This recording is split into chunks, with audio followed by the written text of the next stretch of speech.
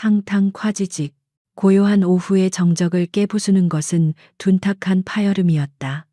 낡은 공구들이 선반에서 떨어지고 유리 조각이 사방으로 튀었다. 먼지가 자욱하게 피어오르는 작은 가게 안. 한 무리의 남자들이 활개치고 있었다. 그들은 마치 자기 집 안방인 양 거침이 없었다. 그 중심에는 값비싼 양복을 빼입은 남자 마동철이 서 있었다. 그는 입에 문시가에서 피어오르는 연기를 즐기며 주변의 파괴를 감상했다. 그의 기름진 얼굴에는 경멸과 잔인함이 뒤섞인 미소가 걸려 있었다. 그의 발치에는 낡은 군복을 입은 노인이 무력하게 쓰러져 있었다. 김하사. 아직도 정신을 못 차렸어. 나라 좀 지켰다고 그게 벼슬이야. 빚이나 갚으라고. 이 양반아, 마동철이 비웃으며 말했다. 그의 목소리는 가게 안의 먼지처럼 탁하고 불쾌했다. 쓰러진 노인은 한때 용맹했던 김하사였으나 지금은 그저 빚에 쪼들리는 초라한 노인일 뿐이었다. 그는 부들부들 떨리는 손으로 바닥을 짚고 몸을 일으키려 애썼다. 그의 눈에는 분노와 함께 깊은 슬픔이 어려 있었다. 딸아이 병원비 때문에 조금만 시간을 더 주시오. 반드시 갚겠소. 그의 목소리는 거의 들리지 않을 정도로 작고 갈라져 있었다. 마동철 옆에 섰던 덩치 큰 부하가 김하사의 어깨를 발로 짓밟았다. 시간, 우리가 무슨 자선 사업가인 줄 알아. 이자는 매일같이 눈덩이처럼 불어날 텐데. 이 영감탱이가 뭘로 갚는다는 거야. 부하의 조롱 섞인 말에 다른 무리들이 키득거리며 웃었다. 그들은 김하사의 자존심을, 그가 평생을 바쳐 지켜온 군인으로서의 명예를 무참히 짓밟고 있었다. 가게 한편에 위태롭게 걸려있던 낡은 액자가 바닥으로 떨어졌다. 액자 속에는 젊은 시절 늠름한 군복을 입고 환하게 웃고 있는 김하사의 모습이 담겨 있었다. 유리가 산산조각 났다. 이 모든 광경을 길 건너편에서 한 여인이 조용히 지켜보고 있었다. 그녀의 작은 국밥집, 옹기 한 그릇은 이 동네 퇴역 군인들의 아지트와도 같은 곳이었다. 가게 이름처럼 그녀는 늘 따뜻한 국밥 한 그릇으로 그들의 허기진 배와 상처받은 마음을 달래주었다. 그녀의 이름은 박선주. 예순을 갓 넘긴 그녀는 평범한 식당 주인처럼 보였다. 희끗희끗한 머리를 단정하게 묶고 깨끗한 앞치마를 두른 모습은 영락없는 우리네 어머니였다.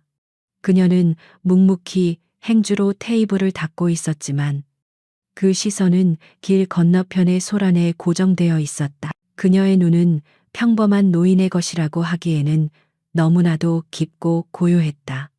마치 폭풍 전야의 바다처럼 그 표면 아래에는 감히 짐작할 수 없는 거대한 힘이 도사리고 있는 듯했다. 그녀의 눈에 비친 것은 단순한 폭력 현장이 아니었다. 그것은 자신의 새끼들이 능욕당하는 모습이었다. 가게 안에는 다른 퇴역 군인 서너 명이 앉아 있었다. 그들 역시 창밖을 내다보며 주먹을 부들부들 떨고 있었다. 한 명은 의족을 하고 있었고 다른 한 명은 한쪽 팔이 불편해 보였다. 몸은 세월과 전쟁의 상흔으로 낡았지만 그들의 눈빛에는 여전히 전우를 지키고자 하는 군인의 혼이 서려 있었다. 저 개자식들, 당장 달려가서. 성미 급한 최중사가 자리에서 벌떡 일어났다. 그는 의족을 짚고 절뚝거리며 문 쪽으로 향했다. 다른 노병들도 그를 따라 일어설 기세였다. 그들에게 김하사는 단순한 동네 친구가 아니라 생사를 함께 넘나들었던 전우였다. 바로 그때였다. 앉으세요. 차분하지만 거역할 수 없는 힘이 담긴 목소리가 그들을 붙잡았다. 박선주였다. 그녀는 여전히 테이블을 닦고 있었지만 그 목소리 하나만으로도 좌중을 압도했다. 최 중사는 마치 상급자의 명령을 들은 신병처럼 그 자리에 우뚝 멈춰 섰다. 그는 이해할 수 없다는 듯 박선주를 돌아보았다. 하지만 사장님 저놈들이 김 하사를 우리가 가만히 보고만 있을 순 없습니다. 그의 외침에는 울분이 섞여 있었다. 다른 노병들도 동요하며 그녀를 쳐다보았다. 도대체 왜 우리를 말리는 것인가? 박선주는 천천히 고개를 들었다. 그리고 그들을 한 명 한 명 바라보았다.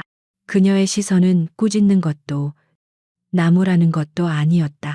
그저 깊은 이해와 연민, 그리고 서늘한 이성이 담겨 있었다. 지금 감정적으로 나서는 건 저들의 덫에 걸리는 겁니다. 저들은 그걸 바라고 있어요. 그녀의 말에 노병들은 순간 할 말을 잃었다. 그녀의 말은 언제나 옳았다. 젊은 시절 전장에서 수많은 위기를 넘겼던 그들이었지만 제대 후 팍팍한 세상살이는 그들에게 또 다른 종류의 전쟁이었다. 그리고 그 전쟁에서 박선주는 언제나 그들의 보이지 않는 지휘관이었다. 저런 쓰레기들 손에 다치기라도 하면 어쩌시려고요. 병원비는 누가 냅니까? 가족들은 또 얼마나 걱정하시겠어요. 그녀의 목소리는 한없이 부드러웠지만 그 안에 담긴 현실적인 무게감에 노병들은 고개를 숙였다. 그녀는 그들의 자존심뿐만 아니라 그들의 남루한 현실까지도 꿰뚫어 보고 있었다. 하지만 저대로 두고 볼 수만은. 최 중사가 힘없이 말했다. 박선주는 다시 길 건너편으로 시선을 돌렸다. 그녀의 눈빛이 순간 섬광처럼 번뜩였다. 보고만 있지는 않을 겁니다. 하지만 방식이 달라야지요. 전쟁터가 바뀌면 싸우는 법도 바뀌어야 하는 법입니다. 그녀의 말에는 단순한 위로 이상의 것이 담겨 있었다. 그것은 확신이었다. 모든 것을 제자리로 돌려놓겠다는, 감히 자신의 사람들을 건드린 자들에게 그 대가를 몇 배로 치르게 하겠다는 차가운 결의였다. 노병들은 더 이상 아무 말도 하지 않았다. 그들은 그저 조용히 자리에 앉아 자신들의 대모를 믿고 기다릴 뿐이었다. 길 건너편 마동철의 만행은 극에 달하고 있었다.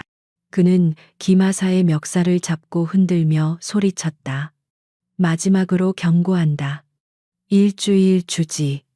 그때까지 원금에 이자까지 전부 준비해놔.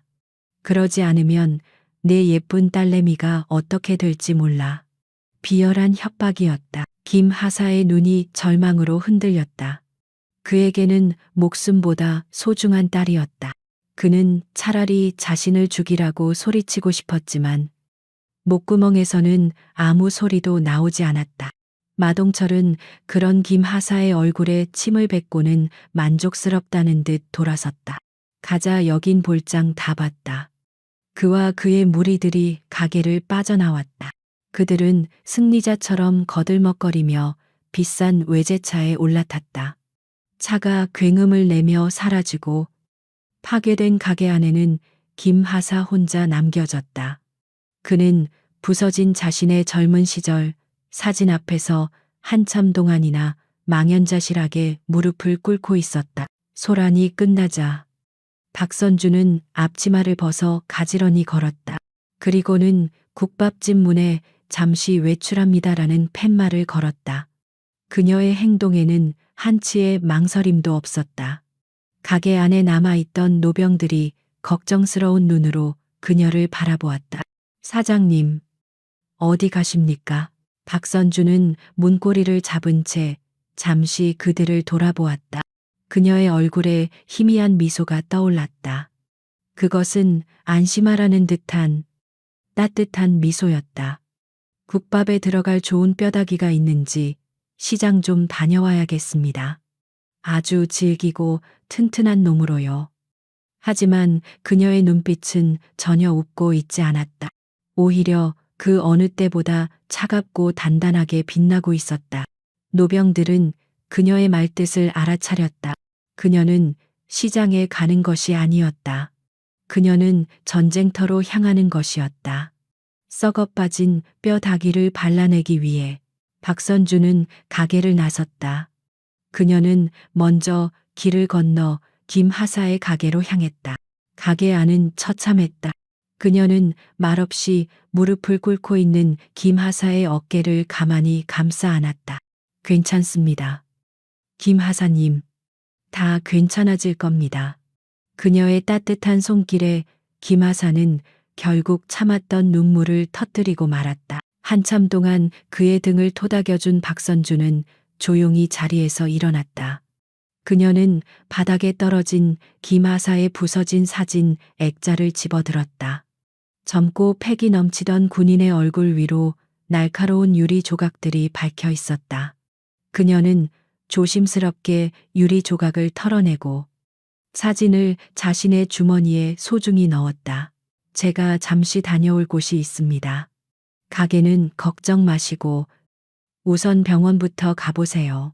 그녀는 자신의 지갑에서 몇 장의 지폐를 꺼내 김하사의 손에 쥐어주었다. 김하사는 당황하며 손사래를 쳤지만 그녀의 단호한 눈빛에 더 이상 거절할 수 없었다. 김하사의 가게를 나온 박선주는 골목 어귀에 세워져 있던 낡은 트럭에 올라탔다. 겉보기에는 평범한 식자재 배달 트럭이었지만 시동을 걸자 의외로 조용하고 강력한 엔진음이 울렸다. 그녀는 익숙하게 운전대를 잡고 마동철의 차가 사라진 방향으로 차를 몰기 시작했다. 그녀는 내비게이션을 켜지 않았다. 그 대신 주머니에서 작은 수첩을 꺼내 주소 하나를 확인했다. 그곳은 퓨처 캐피탈이라는 간판을 단 마동철의 사무실 주소였다. 이미 오래전에 모든 조사를 끝마쳤다는 듯 그녀의 행동에는 막힘이 없었다. 차가 도심으로 진입하자 주변 풍경이 바뀌기 시작했다. 낮고 정겨운 동네의 모습은 사라지고 화려한 고층 빌딩들이 나타났다. 박선주는 그 위압적인 건물들 사이를 아무렇지 않게 나아갔다. 그녀의 표정에는 어떤 동요나 두려움도 찾아볼 수 없었다.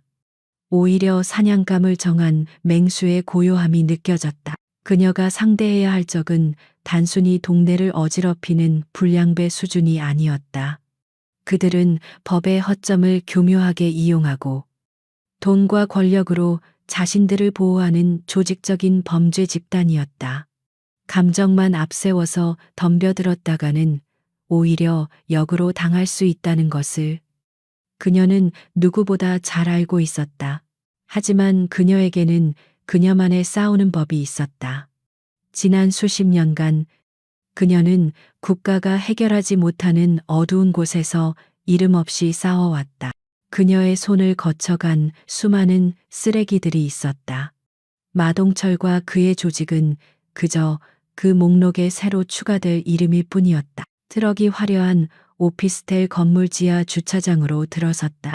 박선주는 익숙하게 자리를 찾아 차를 세웠다.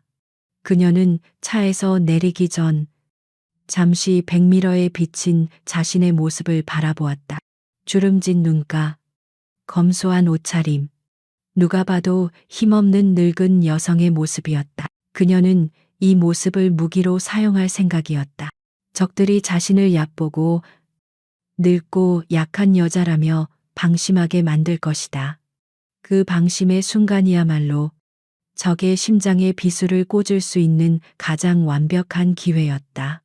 그녀는 주머니에 넣었던 김하사의 사진을 다시 한번 만지작거렸다. 이 싸움은 단순히 돈 문제가 아니었다. 이것은 명예에 관한 문제였다. 퓨처 캐피탈이라는 금색 글자가 새겨진 거대한 유리문은 박선주의 남루한 행색과는 전혀 어울리지 않았다. 번쩍이는 대리석 바닥, 차가운 금속과 유리로 장식된 로비는 그녀가 매일같이 드나드는 기름때 묻은 시장 골목과는 완전히 다른 세상이었다. 공기마저도 인공적인 방향제 냄새로 차갑게 느껴졌다. 로비의 안내 데스크에 앉아있던 젊은 여직원은 박선주를 위아래로 훑어보았다. 그 눈빛에는 노골적인 경멸이 담겨 있었다. 어떻게 오셨어요? 아주머니 목소리는 상냥했지만 아주머니라는 호칭에 담긴 뉘앙스는 여긴 당신 같은 사람이 올 곳이 아니라는 무언의 메시지를 보내고 있었다. 박선주는 아랑곳하지 않고 옅은 미소를 지었다. 마동철 대표님을 좀 뵈러 왔습니다. 드릴 말씀이 있어서요. 그녀의 목소리는 늙은 떡갈나무처럼 차분하고 단단했다. 여직원은 어이가 없다는 듯 코웃음을 쳤다. 대표님이요, 약속은 하셨나요? 저희 대표님은 아무나 만나는 분이 아니셔서요. 약속은 하지 않았습니다. 하지만 꼭 뵙고 드려야 할 말씀입니다. 박선주의 끈질긴 태도에 여직원의 표정이 노골적으로 굳어졌다. 그녀는 이제 상냥함을 가장할 생각조차 없는 듯했다. 약속 없이는 안 됩니다. 용무가 있으시면 여기 서류를 작성하고 가세요. 검토해보고 연락 드릴 테니까. 박선주는 여직원이 내민 서류를 쳐다보지도 않았다. 대신 그녀는 데스크 너머의 복도를 물끄러미 응시했다. 마치 그곳에 누가 있는지 다 알고 있다는 듯한 눈빛이었다. 마 대표님께 온기 한 그릇 국밥집 주인이 찾아왔다고 전해주십시오. 김규식 하사님 일 때문에요. 김규식 하사라는 이름이 나오자 여직원의 눈이 순간 흔들렸다.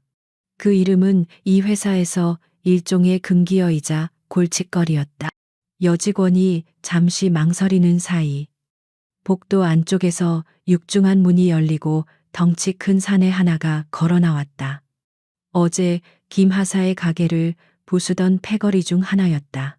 그는 박선주를 발견하고는 눈살을 찌푸렸다. 웬 아줌마야, 여긴 왜 왔어? 반말과 함께 험악한 기세로 다가오는 그를 향해 박선주는 조금도 위축되지 않았다. 오히려 그녀는 그를 똑바로 쳐다보며 다시 한번 말했다. 마동철 대표, 만나러 왔소. 사내는 잠시 박선주를 뜯어보다가 뭔가 재미있는 구경거리라도 생긴 양 입꼬리를 비틀어 올렸다. 하, 이 아줌마 배짱 한번 두둑하네. 따라와. 우리 사장님이 잘 봐주실지 모르겠지만 그는 박선주를 비웃으며 앞장섰다. 어차피 이 늙은 여자가 할 수 있는 일은 아무것도 없으리라는 오만한 확신이 가득했다.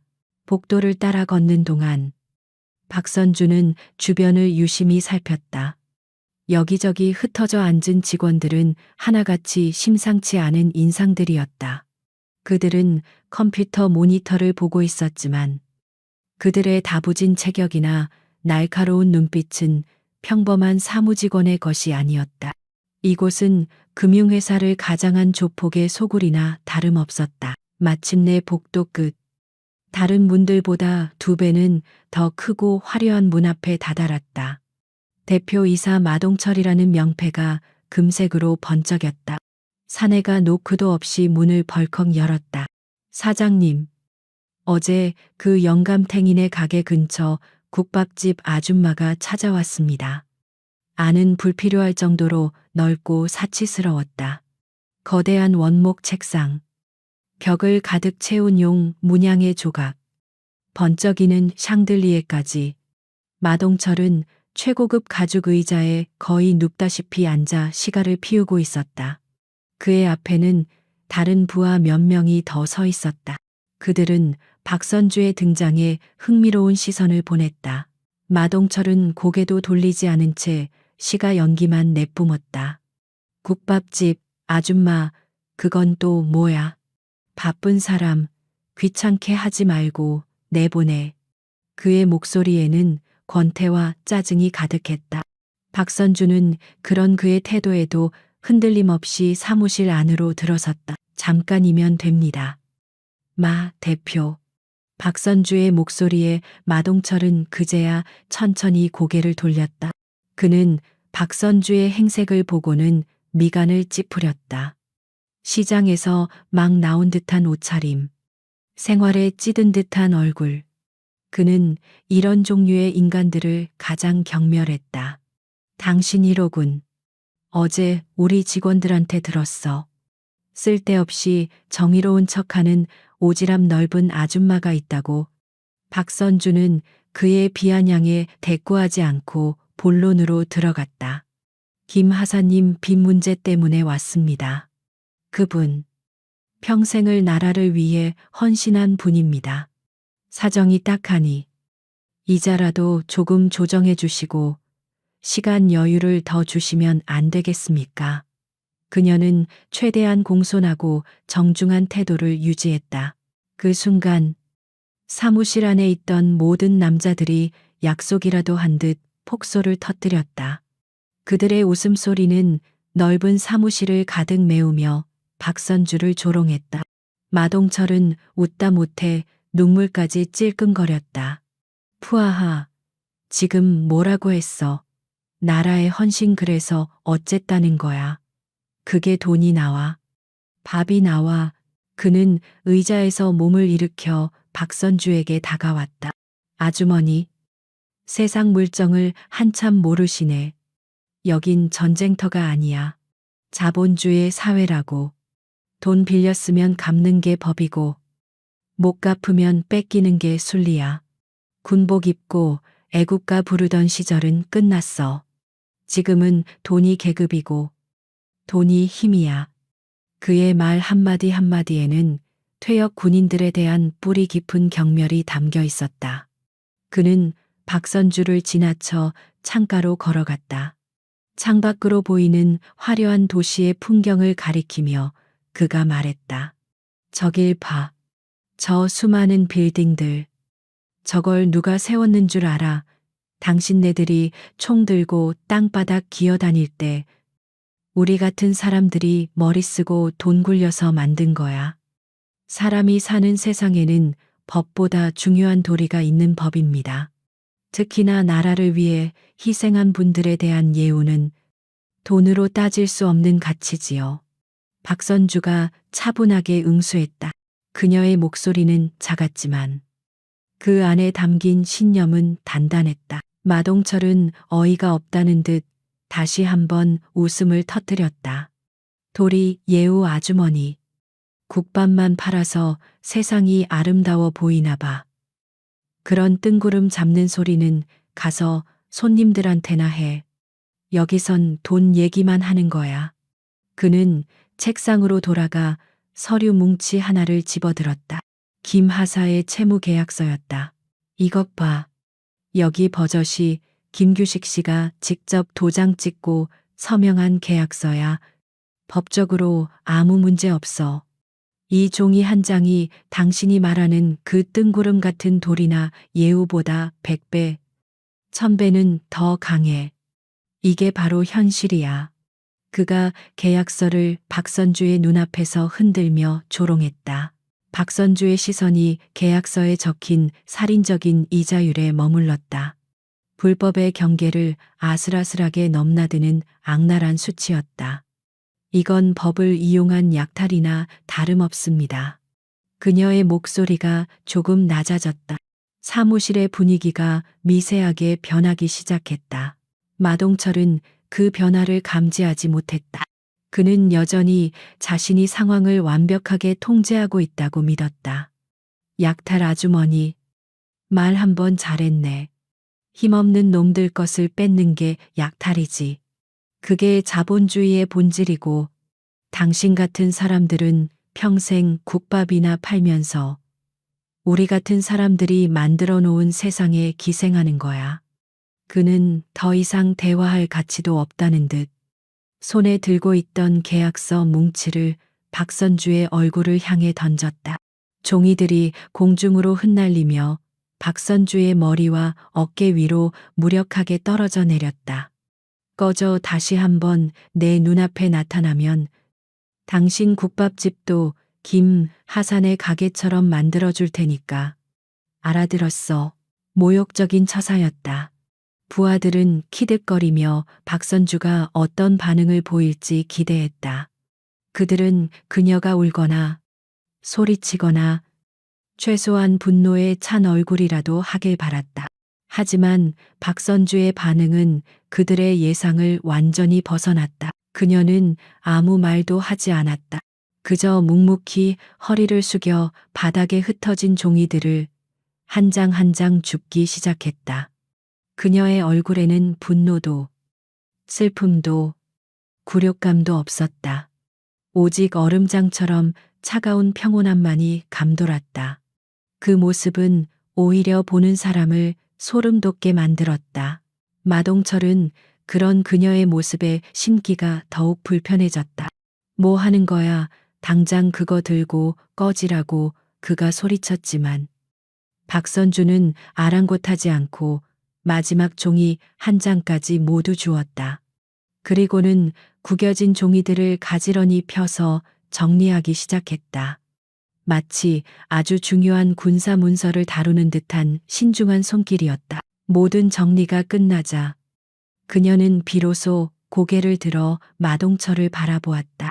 그때 처음으로 마동철은 그녀의 눈동자 속에서 무언가를 보았다. 그것은 연민이나 동정이 아니었다. 사형수가 단두대에 오르기 전 마지막으로 보게 되는 집행관의 눈빛과도 같은 서늘하고 무감정한 감정이었다. 좋은 구경. 잘했습니다. 마 대표. 박선주가 나지막이 말했다. 그 목소리는 더 이상 평범한 국밥집 주인의 것이 아니었다. 수많은 죽음과 고통을 목격하고 또 집행해온 자만이 낼 수 있는 깊고 서늘한 울림이 있었다. 당신이 말하는 현실이 얼마나 허약한 기반 위에 서 있는지 곧 알게 될 겁니다. 그녀는 말을 마친 뒤 조용히 몸을 돌려 사무실 문을 향해 걸어갔다. 누구도 그녀를 막지 못했다. 그녀의 몸에서 뿜어져 나오는 기운이 너무나도 압도적이어서 덩치 큰 부하들조차 저도 모르게 길을 비켜줄 정도였다. 마동철은 불쾌한 기분에 사로잡혀 자리에 주저앉았다. 문이 닫히고 박선주가 사라지자 그제야 사무실 안에 무거운 공기가 풀렸다. 부하 중 하나가 마른 침을 삼키며 말했다. 사장님, 저 아줌마. 뭔가 좀 이상하지 않습니까? 눈빛이 꼭. 그는 말을 잇지 못했다.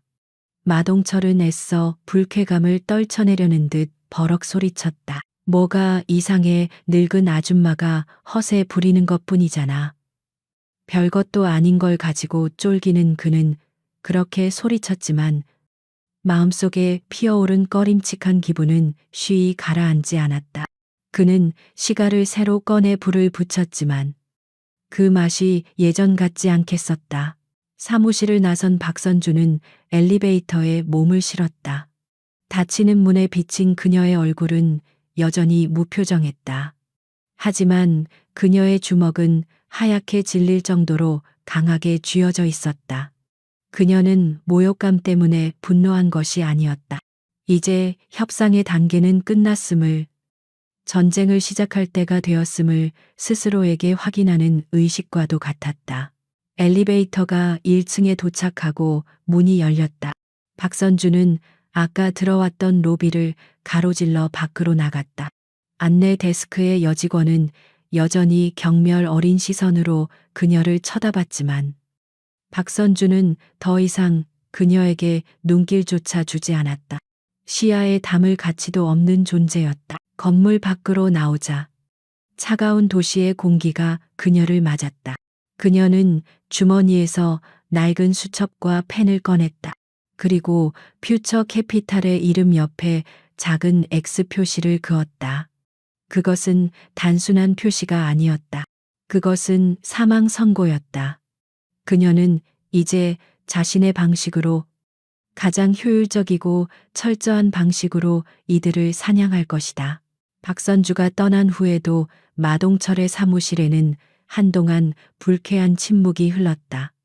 그는 푹신한 가죽 의자에 몸을 파묻은 채 방금 전 그 늙은 여자가 남기고 간 마지막 말을 곱씹고 있었다. 당신이 말하는 현실이 얼마나 허약한 기반 위에 서 있는지 곧 알게 될 겁니다. 건방진 소리였다. 마동철은 자신의 심기가 고작 국밥집 아줌마 따위 때문에 흔들렸다는 사실에 참을 수 없는 모욕감을 느꼈다. 그는 수많은 인간 군상을 겪어왔다. 돈 앞에서 무릎 꿇는 자, 목숨을 구걸하는 자, 배신하는 자. 하지만 오늘과 같은 눈빛은 처음이었다. 그 눈빛에는 두려움도, 탐욕도, 심지어 증오도 없었다. 그것은 마치 자신을 인간으로 보고 있지 않은 듯한, 그저 처리해야 할 대상으로 여기는 듯한 무감정한 시선이었다. 젠장 마동철은 자기도 모르게 욕설을 내뱉으며 육중한 원목 책상을 주먹으로 내리쳤다. 그의 심기를 살피던 부하들이 움찔했다. 사장님, 괜찮으십니까? 행동대장격인 최 실장이 조심스럽게 물었다. 마동철은 벌떡 일어나 사무실을 초조하게 서성였다. 그 아줌마, 눈빛이 마음에 안 들어. 뭔가 믿는 구석이 있는 것 같아. 그의 동물적인 감각이 경고를 보내고 있었다. 하지만 그의 오만함은 그 경고를 무시했다. 에이, 사장님, 뭘 그리 신경 쓰십니까? 그냥 좀 배짱 있는 늙은이일 뿐입니다. 요즘 세상에 군인들 편들어주는 사람이 누가 있다고요? 최 실장이 비웃으며 말했다. 그의 말에 마동철은 잠시 걸음을 멈췄다. 그래, 최 실장의 말이 맞았다. 여긴 돈이 전부인 세상이다. 명예나 의리 같은 낡아빠진 가치는 쓰레기통에 처박힌 지 오래다. 자신의 판단이 옳았다고, 순간적인 불쾌감일 뿐이라고 스스로를 세뇌했다. 하지만 그것만으로는 분이 풀리지 않았다. 감히 자신의 심기를 건드린 대가를 치르게 해야 했다. 그는 잔인한 미소를 지으며 최 실장을 돌아보았다. 최 실장, 네가 가서 예의를 좀 가르쳐 주고 와라. 최 실장의 눈이 번뜩였다. 어떻게 할까요? 사장님 김하산의 가게처럼 만들까요? 마동철은 고개를 저었다. 아니, 가게를 부수는 건 너무 시시해. 장사를 못하게 만들어야지. 가장 바쁜 저녁 시간에 맞춰서 가. 손님들이 2번 다시 그 국밥집에 발도 못 붙이게 만들어.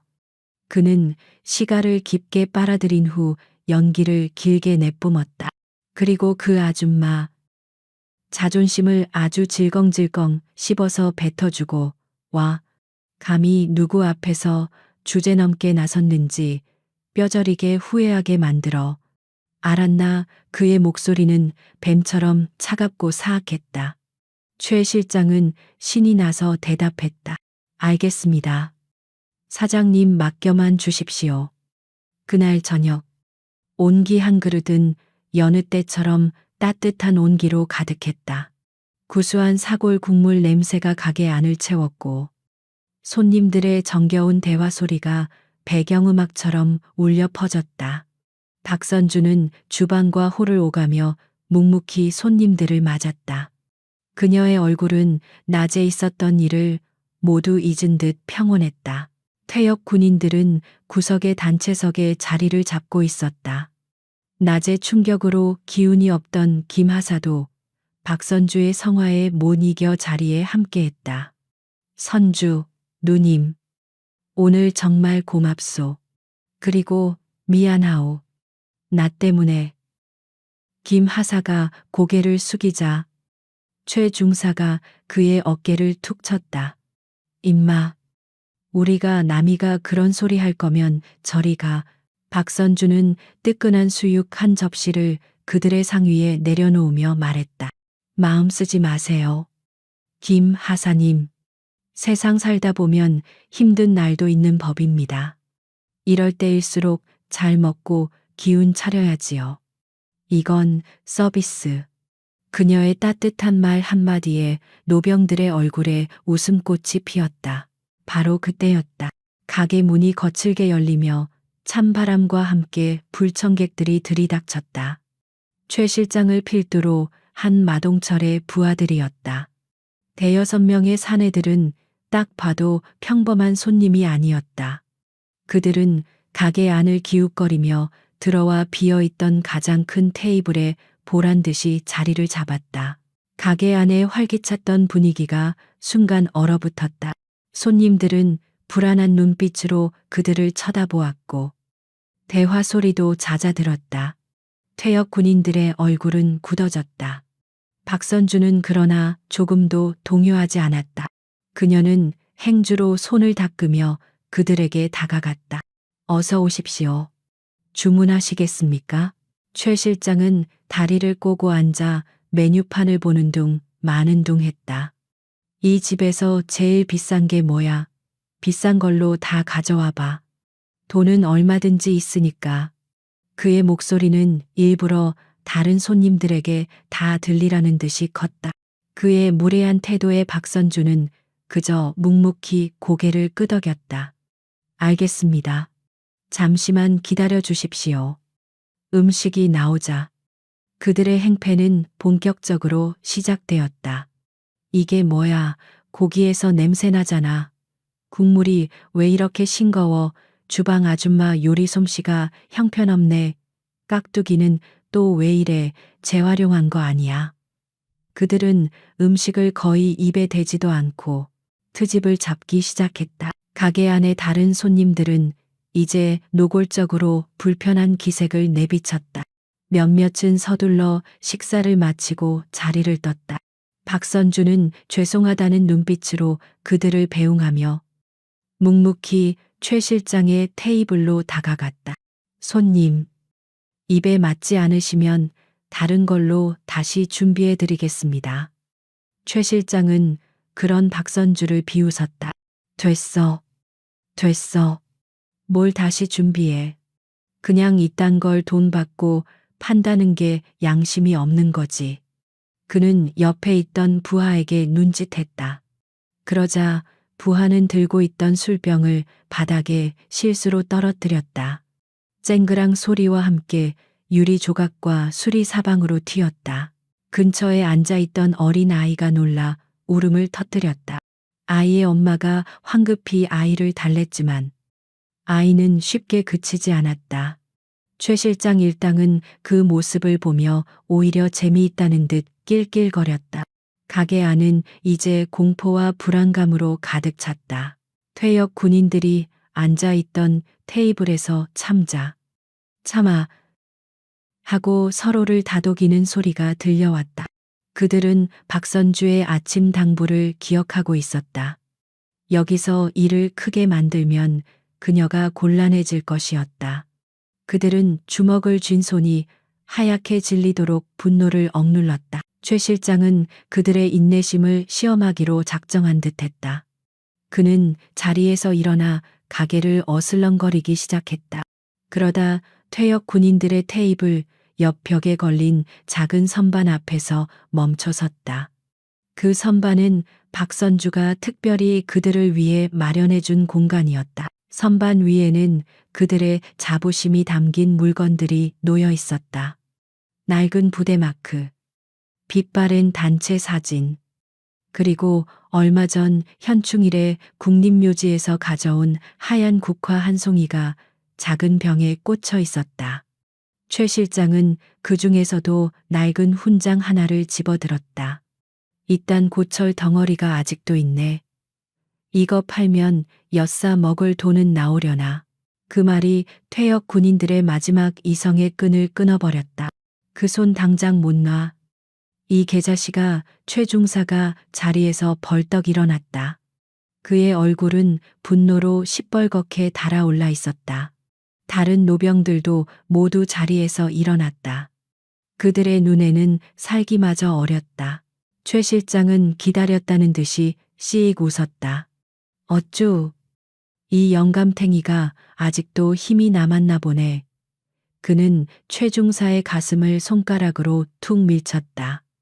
의족 때문에 몸의 균형이 좋지 않았던 최 중사가 뒤로 비틀거리며 넘어졌다. 그의 몸이 선반과 부딪혔다. 와장창.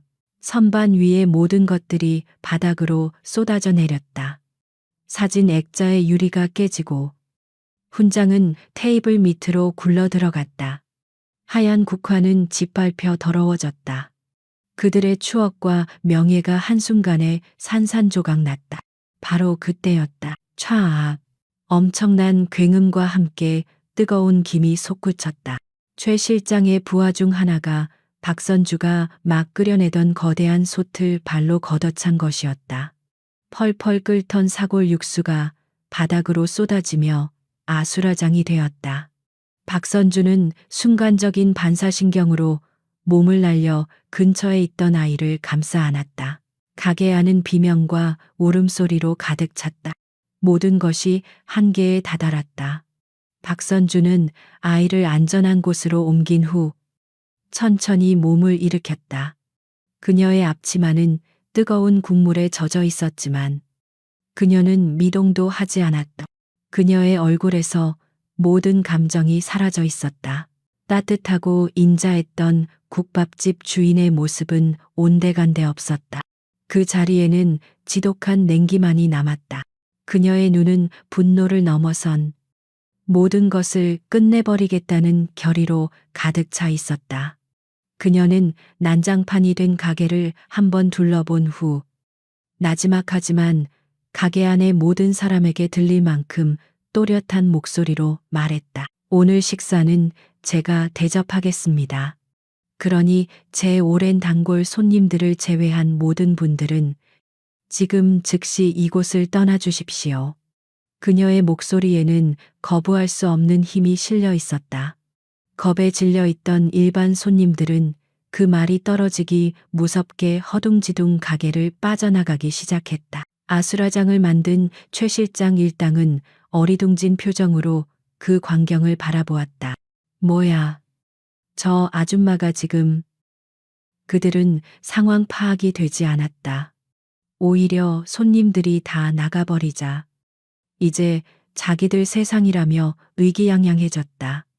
그들은 아직 자신들이 건드려서는 안 될 존재를 건드렸다는 사실을 깨닫지 못하고 있었다. 곧 가게 안에는 박선주와 퇴역 군인들, 그리고 최 실장 일당만이 남았다. 마지막 손님이 문을 닫고 나가자 가게 안에는 무거운 정적이 흘렀다. 박선주는 천천히 문 쪽으로 걸어가 문틈으로 새어 들어오던 마지막 빗줄기를 차단하듯 영업 준비 중 팻말을 걸었다. 문이 잠기는 소리가 유난히 크게 울렸다. 이제 이곳은 외부와 완벽히 차단된 그들만의 전쟁터가 되었다.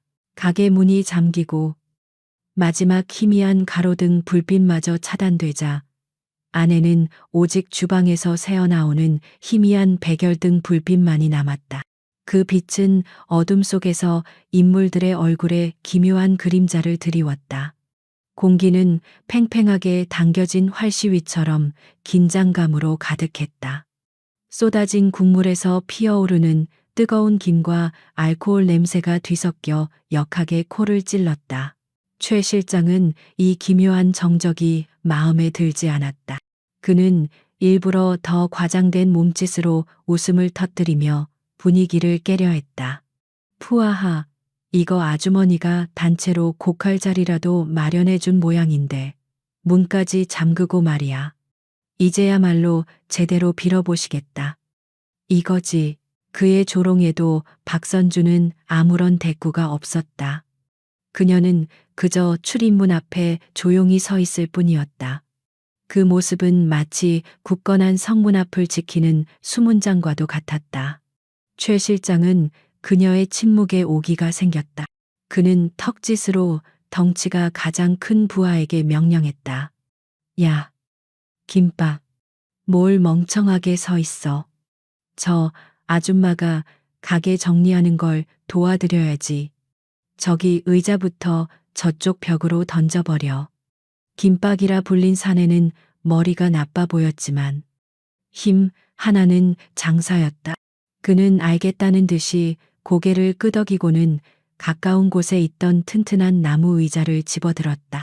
의자가 그의 소나귀에서 우지끈 소리를 냈다. 그는 의자를 야구방망이처럼 어깨에 둘러매고는 박선주와 노병들을 향해 위협적으로 웃어 보였다. 어르신들, 이거 어디부터 부숴드릴까? 그는 가장 먼저 퇴역 군인들이 앉아있던 테이블을 향해 의자를 번쩍 쳐들었다. 그들의 마지막 남은 자존심마저 박살 내버리려는 심산이었다. 노병들은 본능적으로 몸을 움츠렸지만 그들의 눈은 결코 피하지 않았다. 그 순간 김박의 눈앞에서 박선주의 모습이 사라졌다. 아니, 사라진 것이 아니었다. 그녀는 그저 한 걸음 옆으로 비켜섰을 뿐이었다. 하지만 그 움직임은 마치 물이 흐르는 것처럼 자연스럽고 연기가 흩어지는 것처럼 부드러웠다. 육중한 의자가 굉음을 내며 허공을 갈랐지만 그곳에는 아무것도 없었다.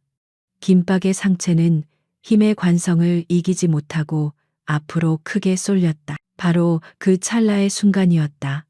박선주의 몸이 김박의 품 안으로 파고들었다. 그녀는 앞으로 쏠린 그의 육중한 몸을 역이용했다. 그녀의 움직임에는 군더더기가 없었다. 오직 목표를 향한 가장 효율적인 동선만이 존재했다. 그녀의 오른손 두 손가락이 강철처럼 단단하게 펴졌다. 그녀의 손가락 끝이 의자를 쥔 김박의 오른쪽 손목 안쪽, 웅푹 들어간 혈 자리를 정확하게 찔렀다. 김박의 입에서 비명 같기도 하고 신음 같기도 한 기묘한 소리가 터져 나왔다. 마치 전기에 감전된 것처럼 팔 전체에 격렬한 통증과 함께 마비 증세가 퍼져나갔다. 그의 소나귀에서 힘이 순식간에 빠져나갔다. 육중한 나무 의자가 그의 의지와는 상관없이 바닥으로 떨어졌다. 쿵둔탁한 소리가 가게 안을 울렸다. 김박은 고통과 놀라움이 뒤섞인 표정으로 자신의 오른팔을 내려다보았다. 팔은 멀쩡했지만 마치 자기 것이 아닌 것처럼 감각이 없었고 손가락은 의지에 반하여 경련을 일으키고 있었다. 가게 안의 모든 움직임이 멈췄다. 최 실장과 그의 부하들은 눈앞에서 벌어진 일을 이해할 수 없다는 표정이었다. 그들의 머릿속 시나리오는 이것이 아니었다. 늙은 여자가 겁에 질려 울거나 노인들이 무력하게 맞는 그림을 상상했다. 하지만 지금 눈앞의 광경은 그들의 상식을 완전히 벗어난 것이었다. 최중사를 비롯한 퇴역 군인들 역시 경악하기는 마찬가지였다. 그들은 박선주가 보통 내기가 아니라는 것은 어렴풋이 짐작했지만 이 정도일 줄은 몰랐다. 그녀의 움직임은 그들이 평생을 바쳐 익혔던 군대 격투술과는 차원이 달랐다. 그것은 오직 상대를 무력화시키는 데에만 모든 것이 집중된 치명적이고 정제된 기술이었다. 김박은 여전히 자신의 손을 내려다보며 중얼거렸다. 내 팔이 왜 이러지? 그의 목소리는 공포에 질려 있었다. 최 실장은 당황스러움을 감추기 위해 버럭 소리쳤다. 이 병신아 뭐 하는 거야? 엄살 부리지 말고 전연 잡아하지만. 그의 목소리는 미세하게 떨리고 있었다. 그의 명령에 정신을 차린 다른 부하 하나가 옆에 있던 테이블을 걷어차며 박선주에게 달려들었다. 그는 김박처럼 힘으로 밀어붙이는 대신 비열하게 박선주의 등 뒤를 노렸다. 하지만 그가 발을 내딛는 순간 박선주는 이미 그의 움직임을 예측하고 있었다. 그녀는 고개조차 돌리지 않았다. 그녀는 그저 몸의 중심을 살짝 낮추며 오른발을 뒤로 뻗었을 뿐이었다. 그녀의 발은 달려들던 사내의 발목을 정확하게 걸었다. 사내는 자신의 발이 왜 걸렸는지 인지하기도 전에 앞으로 고꾸라졌다. 그는 중심을 잃고 자신이 걷어찼던 테이블 위로 엎어졌다. 구당탕 소리와 함께 그릇과 수저들이 바닥으로 쏟아졌다. 두 명의 부하가 순식간에, 그것도 너무나 어이없게 제압당하자 남아있던 사내들의 얼굴에 처음으로 두려움이 어리기 시작했다. 그들은 본능적으로 박선주와 거리를 두며 서로의 눈치만 살폈다. 그들이 지금까지 상대해왔던 약자들과는 근본적으로 다른 존재라는 것을 짐승 같은 감각이 경고하고 있었다. 박선주는 그제야 천천히 몸을 바로 세웠다. 그녀는 흐트러진 옷깃을 매만지거나 가쁜 숨을 몰아쉬지도 않았다. 마치 동네 공원을 한 바퀴 산책하고 온 사람처럼 평온했다.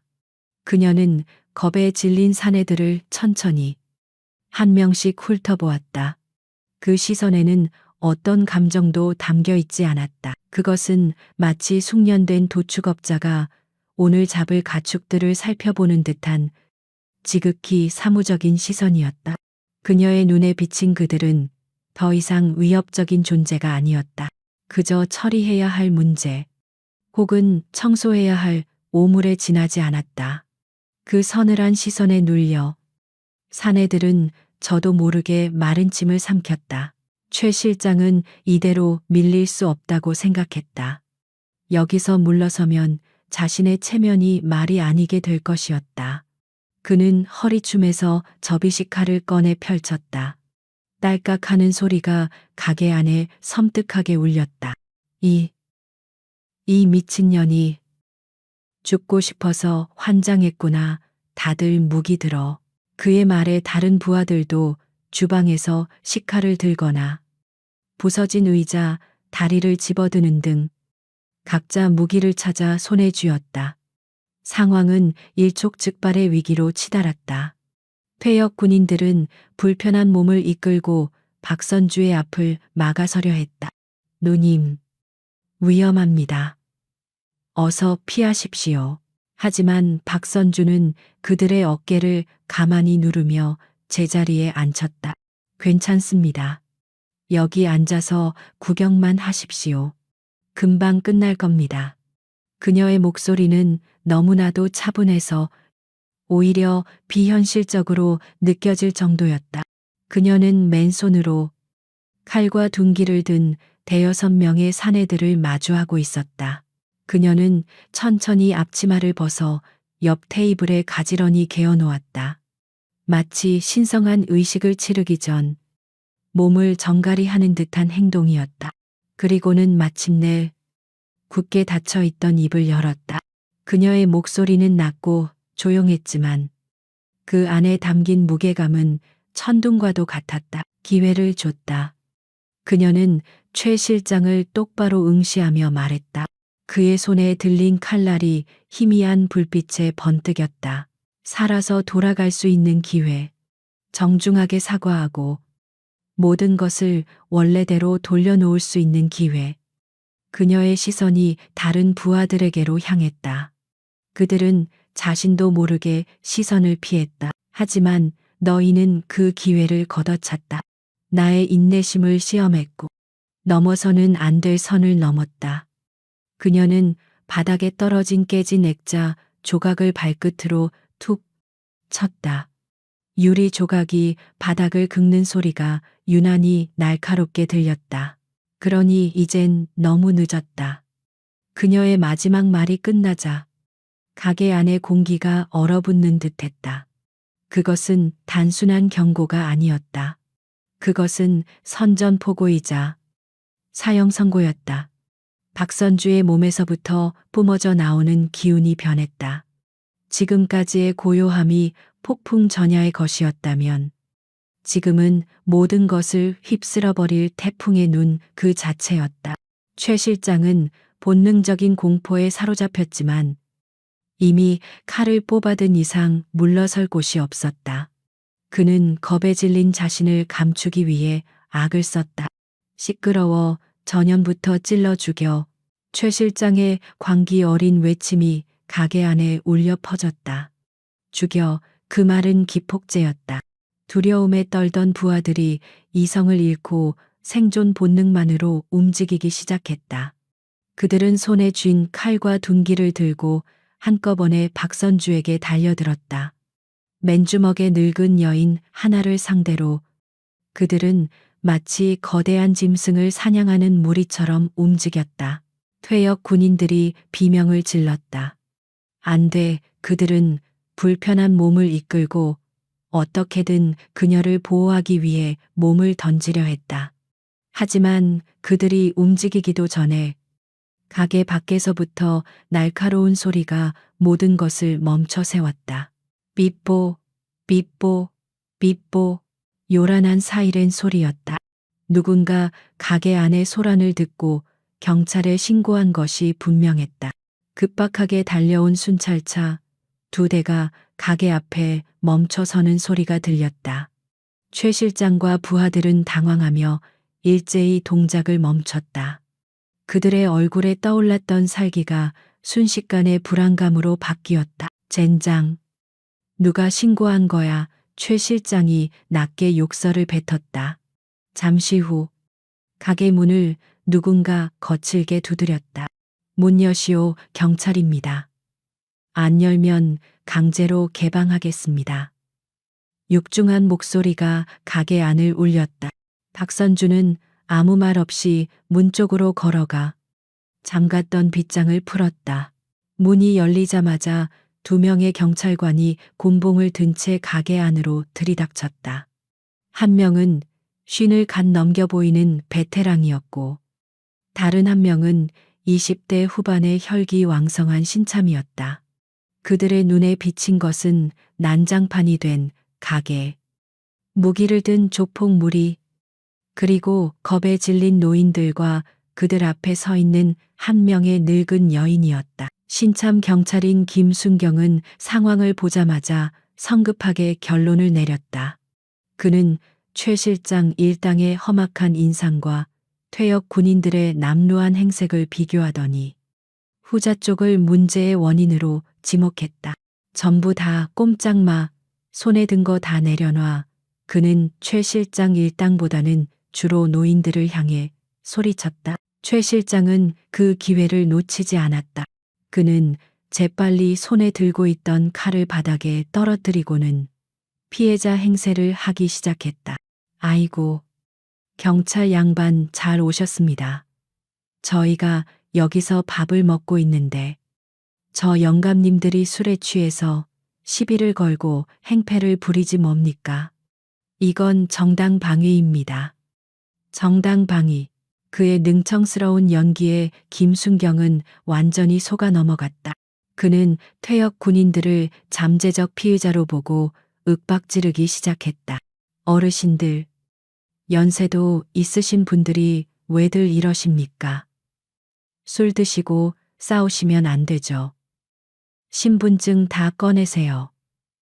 그의 말투에는 노인들을 무시하는 기색이 역력했다. 베테랑인 박 경사는 상황을 좀 더 신중하게 지켜보고 있었다. 그는 최 실장 일당이 단순한 피해자가 아니라는 것을 경험으로 알고 있었다. 하지만 명백한 증거가 없는 이상 섣불리 나설 수는 없었다. 그는 박선주에게 다가가 물었다. 아주머니, 여기서 무슨 일이 있었는지 정확히 말씀해 주시겠습니까? 모두의 시선이 박선주에게로 쏠렸다. 최 실장은 그녀가 제대로 대답하지 못할 것이라고 확신했다. 고작 국밥집 아줌마가 경찰 앞에서 뭘 할 수 있겠는가. 하지만 박선주는 경찰들을 쳐다보지도 않았다. 그녀는 마치 그들이 존재하지 않는다는 듯 다른 세상에 있는 사람처럼 행동했다. 그녀는 품 안에서 낡아빠진 폴더폰 하나를 꺼내 들었다. 그 모습에 김순경은 기가 차다는 듯이 웃었다. 아니, 아주머니, 지금 뭐 하시는 겁니까? 경찰이 조사를 하러 왔는데 전화를 걸어요. 누구한테 전화하시려고요? 아드님, 최 실장 일당도 덩달아 낄낄거렸다. 박선주는 그들의 조롱에 아랑곳하지 않고 익숙하게 버튼을 눌렀다. 단축번호 1번. 화면에는 조 장군이라는 이름이 떴다. 그녀는 통화 버튼을 누르고 휴대폰을 귀에 가져다 댔다. 신호음이 두어 번 울리자 곧 저음의 묵직한 목소리가 들려왔다. 박선주는 주위를 의식하지 않고 용건을 말했다. 그녀의 목소리는 낮고 차분했지만 그 내용은 가히 폭탄과도 같았다. 장군님, 박선주 원사입니다. 관할 경찰서가 제 기능을 못하는 것 같아 직접 연락드렸습니다. 관내에 벌레들이 좀 있는데 청소가 필요할 것 같습니다. 사무적인 보고였다. 마치 부하가 상관에게 현재 상황을 보고하는 듯한 말투였다. 김순경은 자신의 귀를 의심했다. 장군 원사 벌레 청소. 이 아줌마가 지금 무슨 잠꼬대 같은 소리를 하는가 싶었다. 그는 분노를 참지 못하고 박선주에게 소리쳤다. 아주머니 지금 장난해요. 공무집행 방해로 잡혀가고 싶어요. 박선주는 휴대폰 너머의 목소리를 잠시 더 듣더니 네, 알겠습니다. 위치는 바로 전송하겠습니다. 라고 말하며 전화를 끊었다. 그리고는 낡은 폴더폰의 버튼을 몇 번 더 눌러 현재 위치가 담긴 주소 문자를 전송했다. 그 모든 과정이 너무나도 태연해서 오히려 비현실적으로 보였다. 김순경은 더 이상 참을 수 없었다. 당신, 이리 와 경찰서 가서 얘기 좀 합시다. 그가 박선주의 팔을 거칠게 잡으려는 순간이었다. 김순경. 그만둬. 베테랑 박 경사가 다급하게 그의 팔을 막아섰다. 그리고는 박선주가 방금 테이블 위에 내려놓은 작고 묵직한 물체를 응시했다. 팍! 둔탁한 금속성 소리와 함께 테이블 위에는 낡은 동전 모양의 쇠조각이 놓여 있었다. 그것은 평범한 동전이 아니었다. 검게 그을린 듯한 금속 표면. 한쪽에는 박쥐와 낙하산이 그려진 부대 마크가, 다른 한쪽에는 안 되면 되게 하라는 부대 구호가 새겨져 있었다. 닳고 긁힌 자국들은 그것이 오랜 세월 동안 실제 전장을 누볐음을 증명하고 있었다. 김순경은 그것이 무엇인지 알아보지 못했다. 뭡니까? 이게 무슨 이런 고철을. 하지만 박 경사의 얼굴은 새하얗게 질려 있었다. 그는 마치 신성한 유물이라도 보는 것처럼 떨리는 손으로 그 챌린지 코인을 집어들었다. 그의 눈이 믿을 수 없다는 듯이 커졌다. 이건 707 특수임무대대. 그의 목소리는 거에 기어 들어갈 듯 작았다. 그는 대한민국 경찰로서 군의 특정 부대에 대한 최소한의 지식은 있었다. 그리고 707이라는 숫자가 의미하는 무게감을 모를 리 없었다. 그곳은 인간 병기들을 길러내는 국가 최정예의 대테러 부대였다. 그는 코인을 뒤집어 보았다. 그리고 그곳에 새겨진 작은 글씨를 확인하는 순간 숨을 헙 들이마셨다. 마스터 세르전 박선주. 그는 떨리는 시선으로 코인과 박선주의 얼굴을 번갈아 쳐다보았다. 그의 머릿속에서 잊고 있던 전설 같은 이야기들이 퍼즐처럼 맞춰지기 시작했다. 박선주.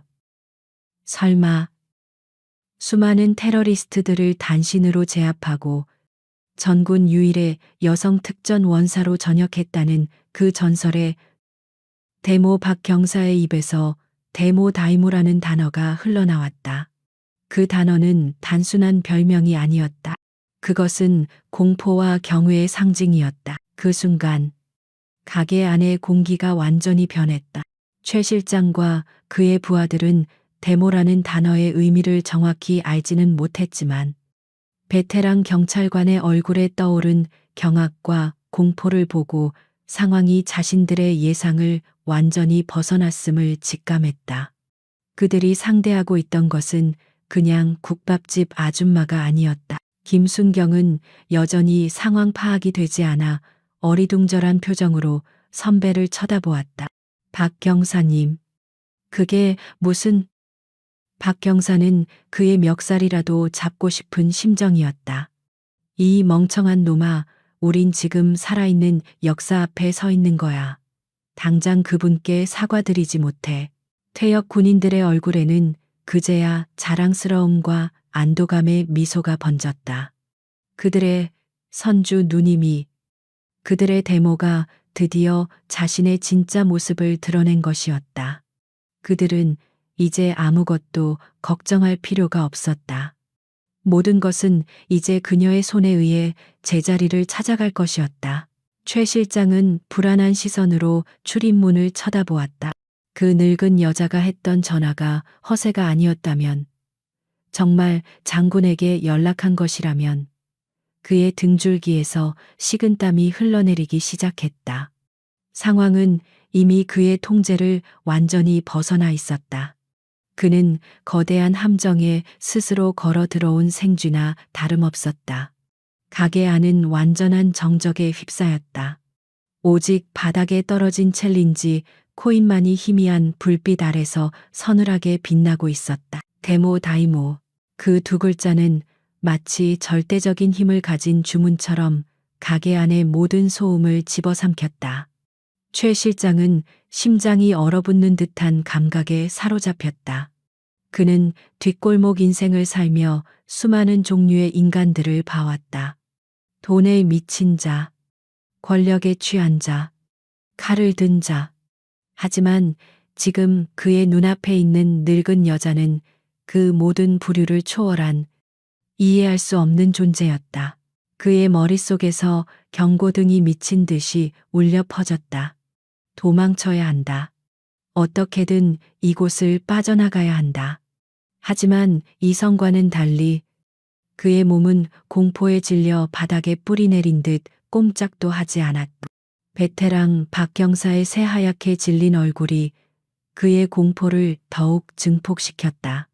저 늙은 경찰마저 저렇게 겁에 질리게 만드는 존재라니. 바로 그 순간 절망적인 상황은 최악의 선택을 낳았다. 이판사판이었다. 이대로 군인들이 들이닥치면 자신들은 끝장이다. 불법 사체, 폭행, 협박에 이제는 공무집행 방해까지, 감옥에서 평생을 썩게 될지도 모른다. 유일한 살 길은 이 모든 것을 덮어버리는 것뿐이었다. 뭐해? 이 새끼들아. 최 실장이 거의 비명에 가까운 소리를 질렀다. 그의 눈은 광기로 번들거렸다. 전연하고 저 영감탱이들, 그리고 저 경찰들까지 전부 다 죽여 증거만 없으면 돼. 아무도 살아나가게 해선 안 돼. 그것은 이성을 상실한 궁지에 몰린 쥐의 마지막 발악이었다. 그의 명령의 부하들은 잠시 망설였다. 경찰까지 건드리는 것은 차원이 다른 문제였다. 하지만 그들의 망설임은 길지 않았다. 이미 선을 넘어버린 지금 그들에게 다른 선택지는 없었다. 그들의 눈빛이 다시 한번 살기로 가득 찼다. 미쳤어. 전부 다 흉기 버리고 엎드려. 박 경사가 자신의 총을 뽑아들며 외쳤다. 하지만 대여섯 명의 흉악범들을 상대로 늙은 경찰관 한 명과 신참 한 명이 할 수 있는 일은 없었다. 상황은 이제 그 누구도 통제할 수 없는 파국으로 치닫고 있었다. 바로 그때 그 모든 광기와 혼돈의 중심에서 박선주가 움직였다. 그녀는 달려들지 않았다. 소리치지도 않았다. 그저 가장 가까이에 있던 부하, 식칼을 들고 있던 사내를 향해 연기처럼 스며들듯 다가갔을 뿐이다.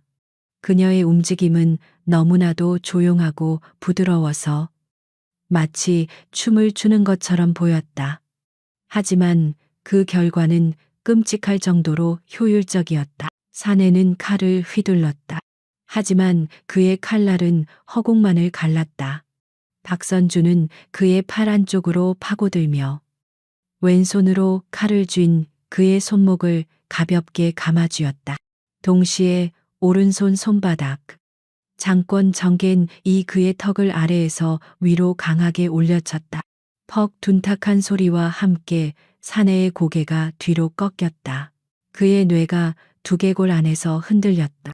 눈앞이 번쩍이며 모든 감각이 사라졌다. 그가 정신을 잃고 쓰러지는 동안 박선주는 그의 손에서 칼을 빼앗아 들었다. 그녀는 칼날이 아닌 칼등을 쥐었다. 그것은 무기가 아니라 지휘봉이자 도구였다. 그 앞 뒤따라 달려들던 다른 사내가 부서진 의자, 다리를 휘둘렀다. 박선주는 몸을 돌려 피하는 대신 오히려 한 걸음 앞으로 나아갔다. 그녀는 방금 빼앗은 식칼의 손잡이 끝부분, 즉 폼멜-퍼멜로 의자 다리를 휘두른 사내의 팔꿈치 관절을 정확하게 내리찍었다. 우드득 뼈가 부서지는 끔찍한 소리가 울려 퍼졌다. 사내의 팔이 기괴한 각도로 꺾였다. 그의 입에서 터져나온 비명은 고통으로 뭉개져 제대로 된 소리를 내지 못했다. 그는 팔을 감싸쥐고 바닥을 뒹굴었다. 모든 것이 눈 깜짝할 사이에 일어났다. 가게 안의 모든 사람들은 그저 압도적인 광경을 멍하니 지켜볼 뿐이었다. 박선주의 움직임에는 단 하나의 낭비도 없었다. 모든 것은 계산되었고 모든 것은 치명적이었다. 그녀는 싸우고 있는 것이 아니었다. 그녀는 해체하고 있었다. 이 괴물 같은 년 세 번째 사내가 공포를 이기기 위해 악을 쓰며 그녀의 등 뒤에서 덤벼들었다. 박선주는 거울이라도 달린 것처럼 그의 움직임을 읽고 있었다. 그녀는 상체만 살짝 비틀어 그의 주먹을 피했다. 그리고는 몸을 회전시키는 원심력을 이용해 팔꿈치로 그의 관자놀이를 강타했다. 사내는 아무 소리도 내지 못하고 그대로 바닥에 고꾸라졌다. 박선주는 멈추지 않았다. 그녀는 쓰러진 사내의 등을 발판 삼아 공중으로 솟구쳤다. 그리고는 양옆에서 동시에 덮쳐오던 두 명의 사내의 어깨를 각각 밟고 지나가며 그들의 목덜미를 강하게 내리찍었다. 두 명의 사내가 앞으로 꼬꾸라지며 서로의 머리를 부딪혔다. 그 광경은 마치 잘 짜인 무술 영화의 한 장면 같았지만 그 안에 담긴 폭력의 농도는 현실 그 자체였다. 퇴역 군인들은 입을 벌린 채 자신들의 대모가 펼치는 인간의 한계를 넘어선 듯한 무예를 넋놓고 바라보았다. 신참 김순경은 공포에 질려 다리가 풀려버렸다. 그의 눈에는 박선주가 사람으로 보이지 않았다. 분노한 신잔 이 재앙을 내리는 것처럼 보였다. 베테랑 박 경사 역시 마찬가지였다. 그는 수십 년 경찰 생활 동안 수많은 흉악범들을 상대했지만 이토록 원초적인 공포를 느껴본 적은 없었다. 저것은 싸움이 아니었다. 일방적인 진압이었다. 이제 남은 것은 최 실장뿐이었다. 그는 자신의 부하들이 추풍 낙엽처럼 쓰러져 나가는 것을 보며 뒷걸음질 쳤다. 그의 손에 들린 칼이 사시나무처럼 떨리고 있었다. 오지마 저리 가, 이 괴물아. 그는 겁에 질려 아무 말이나 내뱉었다. 박선주는 피와 땀, 먼지로 뒤덮인 전장을 가로질러 천천히 그에게 다가갔다. 그녀의 발걸음 소리는 마치 저승사자의 발소리처럼 최 실장의 심장을 옥죄었다. 그녀의 얼굴은 여전히 무표정했다. 그 무표정함이 최 실장을 더욱 미치게 만들었다. 으아! 최 실장은 공포를 이기기 위해 마지막 발악으로 칼을 들고 달려들었다. 하지만 그의 움직임은 이미 공포에 잠식당해 엉성하기 짝이 없었다. 박선주는 그의 공격을 기다렸다는 듯이 그런 고에 정면으로 마주섰다. 그녀는 피하지 않았다. 최 실장의 칼날이 그녀의 목을 향해 날아오는 순간 박선주의 손이 번개처럼 움직였다. 그녀는 칼날을 잡지 않았다. 칼을 쥔 그의 손목을 잡았다. 그리고는 그의 힘을 역이용하여 그의 몸을 반 바퀴 회전시켰다. 최 실장은 자신의 의지와 상관없이 스케이트를 타듯 빙글 돌았다. 그의 몸이 균형을 잃고 앞으로 쏠리는 순간 박선주의 무릎이 그의 명치를 정확하게 찍어 올렸다. 컥, 최 실장의 폐에서 모든 공기가 빠져나갔다. 그는 눈알이 튀어나올 듯한 고통 속에서 자신이 쥐고 있던 칼을 놓쳤다. 박선주는 떨어지는 칼을 공중에서 잡아챘다. 그리고는 아직 완전히 쓰러지지 않은 최 실장의 어깨 죽지를 칼끝으로 정확하게 찍었다. 칼날이 그의 어깨 근육을 꿰뚫고 뒤편의 나무 기둥에 밝혔다. 최 실장은 거대한 못에 박힌 나비처럼 기둥에 매달린 꼴이 되었다. 그는 고통에 찬 비명을 질렀지만 몸을 움직일 수 없었다. 박선주는 단 하나의 군더더기 없는 동작으로 그의 모든 저항을 무력화시키고 그를 무력하게 전시했다. 이 모든 일이 일어나는데 걸린 시간은 채 1분도 되지 않았다. 가게 안은 다시 정적이 흘렀다. 달라진 것이 있다면 아까와는 달리 서 있는 사람이 거의 없다는 것이었다. 대여섯 명의 건장한 사내들이 가게 바닥에 널브러져 고통스럽게 신음하고 있었다. 그들 중 누구도 죽지 않았다. 하지만 그들은 모두 신체의 일부가 부러지거나 탈골되거나 신경이 마비되어 완벽하게 제압당했다. 박선주는 기둥에 매달린 최 실장에게서 시선을 거두고 가게 구석에서 이 모든 것을 공포에 질려 지켜보던 마지막 한 사람을 향해 고개를 돌렸다. 마동철이었다. 그는 최 실장의 연락을 받고 의기양양하게 현장에 도착했지만 눈앞에서 펼쳐진 지옥도를 보고 혼이 나간 상태였다. 박선주가 그를 향해 천천히 걸어갔다. 한 걸음, 한 걸음. 그녀의 발걸음 소리가 그의 심장을 내려찍는 망치 소리처럼 들렸다.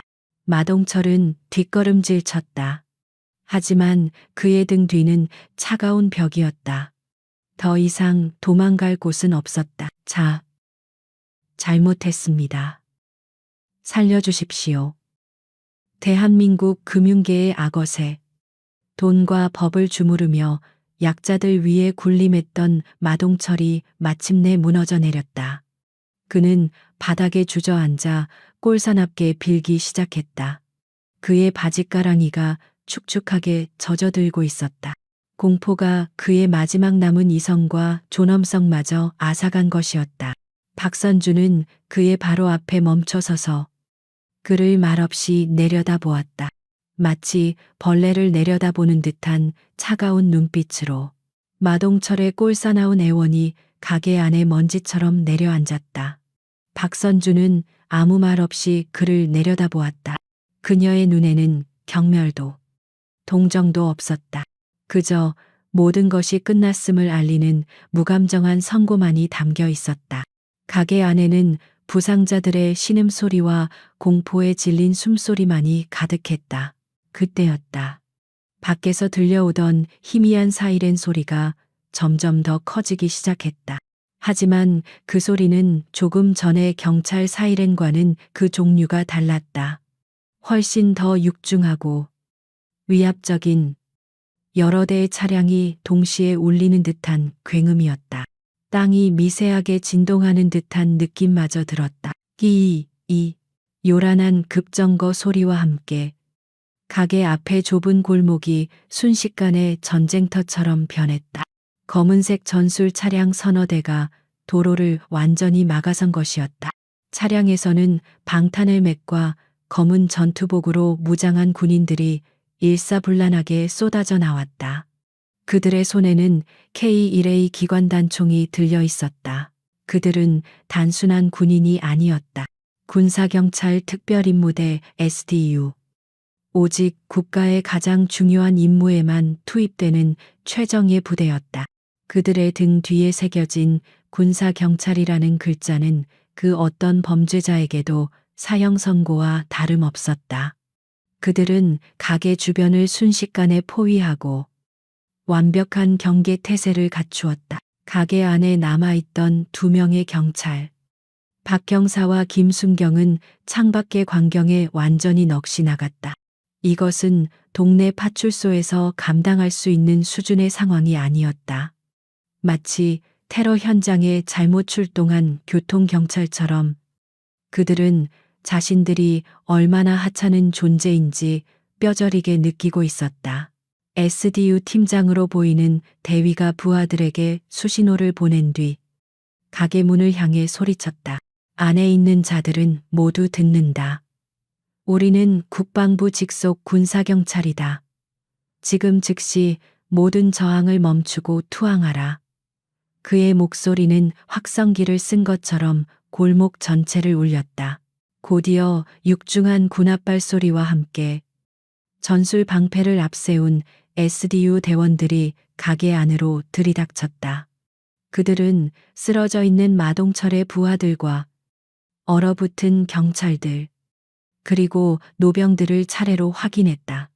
그들의 시선이 마침내 모든 혼돈의 중심에 서 있는 박선주에게 닿았다. 대원들은 그녀의 평범한 행색에 잠시 당황했지만 훈련받은 대로 그녀를 향해 총구를 겨누었다. 움직이지 마. 손, 머리 위로 올려. 바로 그 순간 그들의 등 뒤에서 모든 것을 중단시키는 위험 있는 목소리가 들려왔다. 총 내려. 대원들이 일제히 뒤를 돌아보았다. 검은색 고급 세단에서 내린 중년의 장성이 가게 안으로 들어서고 있었다. 그의 어깨에 달린 3개의 별, 즉 중장 계급장은 그가 대한민국 군부의 최고위층 인사임을 증명했다. 그는 바로 박선주가 통화했던 조 장군, 합동참모본부 작전본부장 조철중 장군이었다. 조 장군의 등장에 SDU 대원들은 물론 박 경사와 김순경까지 반사적으로 허리를 펴고 부동자세를 취했다. 충성 우렁찬 경례 소리가 가게 안을 가득 메웠다. 하지만 조 장군은 그들에게 눈길조차 주지 않았다. 그의 시선은 오직 한 사람, 박선주에게만 고정되어 있었다. 그의 근엄했던 얼굴이 그녀를 발견하는 순간 눈 녹듯이 부드럽게 풀렸다. 그 표정은 존경과 안도감, 그리고 진심 어린 걱정이 뒤섞인 복잡 미묘한 것이었다. 그는 다른 모든 사람들을 없는 사람처럼 지나쳐 박선주를 향해 똑바로 걸어갔다. 그리고 가게 안의 모든 사람들이 자신의 눈을 의심하게 만드는 광경이 펼쳐졌다. 대한민국 육군 중장, 수십만 대군을 호령하는 조철중 장군이 남루한 차림의 늙은 여성 앞에서 걸음을 멈추고 조금의 흐트러짐도 없는 완벽한 각도로 거수경례를 붙인 것이었다. 원사님, 늦어서 죄송합니다. 다치신 곳은 없으십니까? 정적, 세상의 모든 소리가 멎은 듯한 완벽한 정적이 흘렀다. 김순경은 턱이 빠질 듯 입을 벌렸다.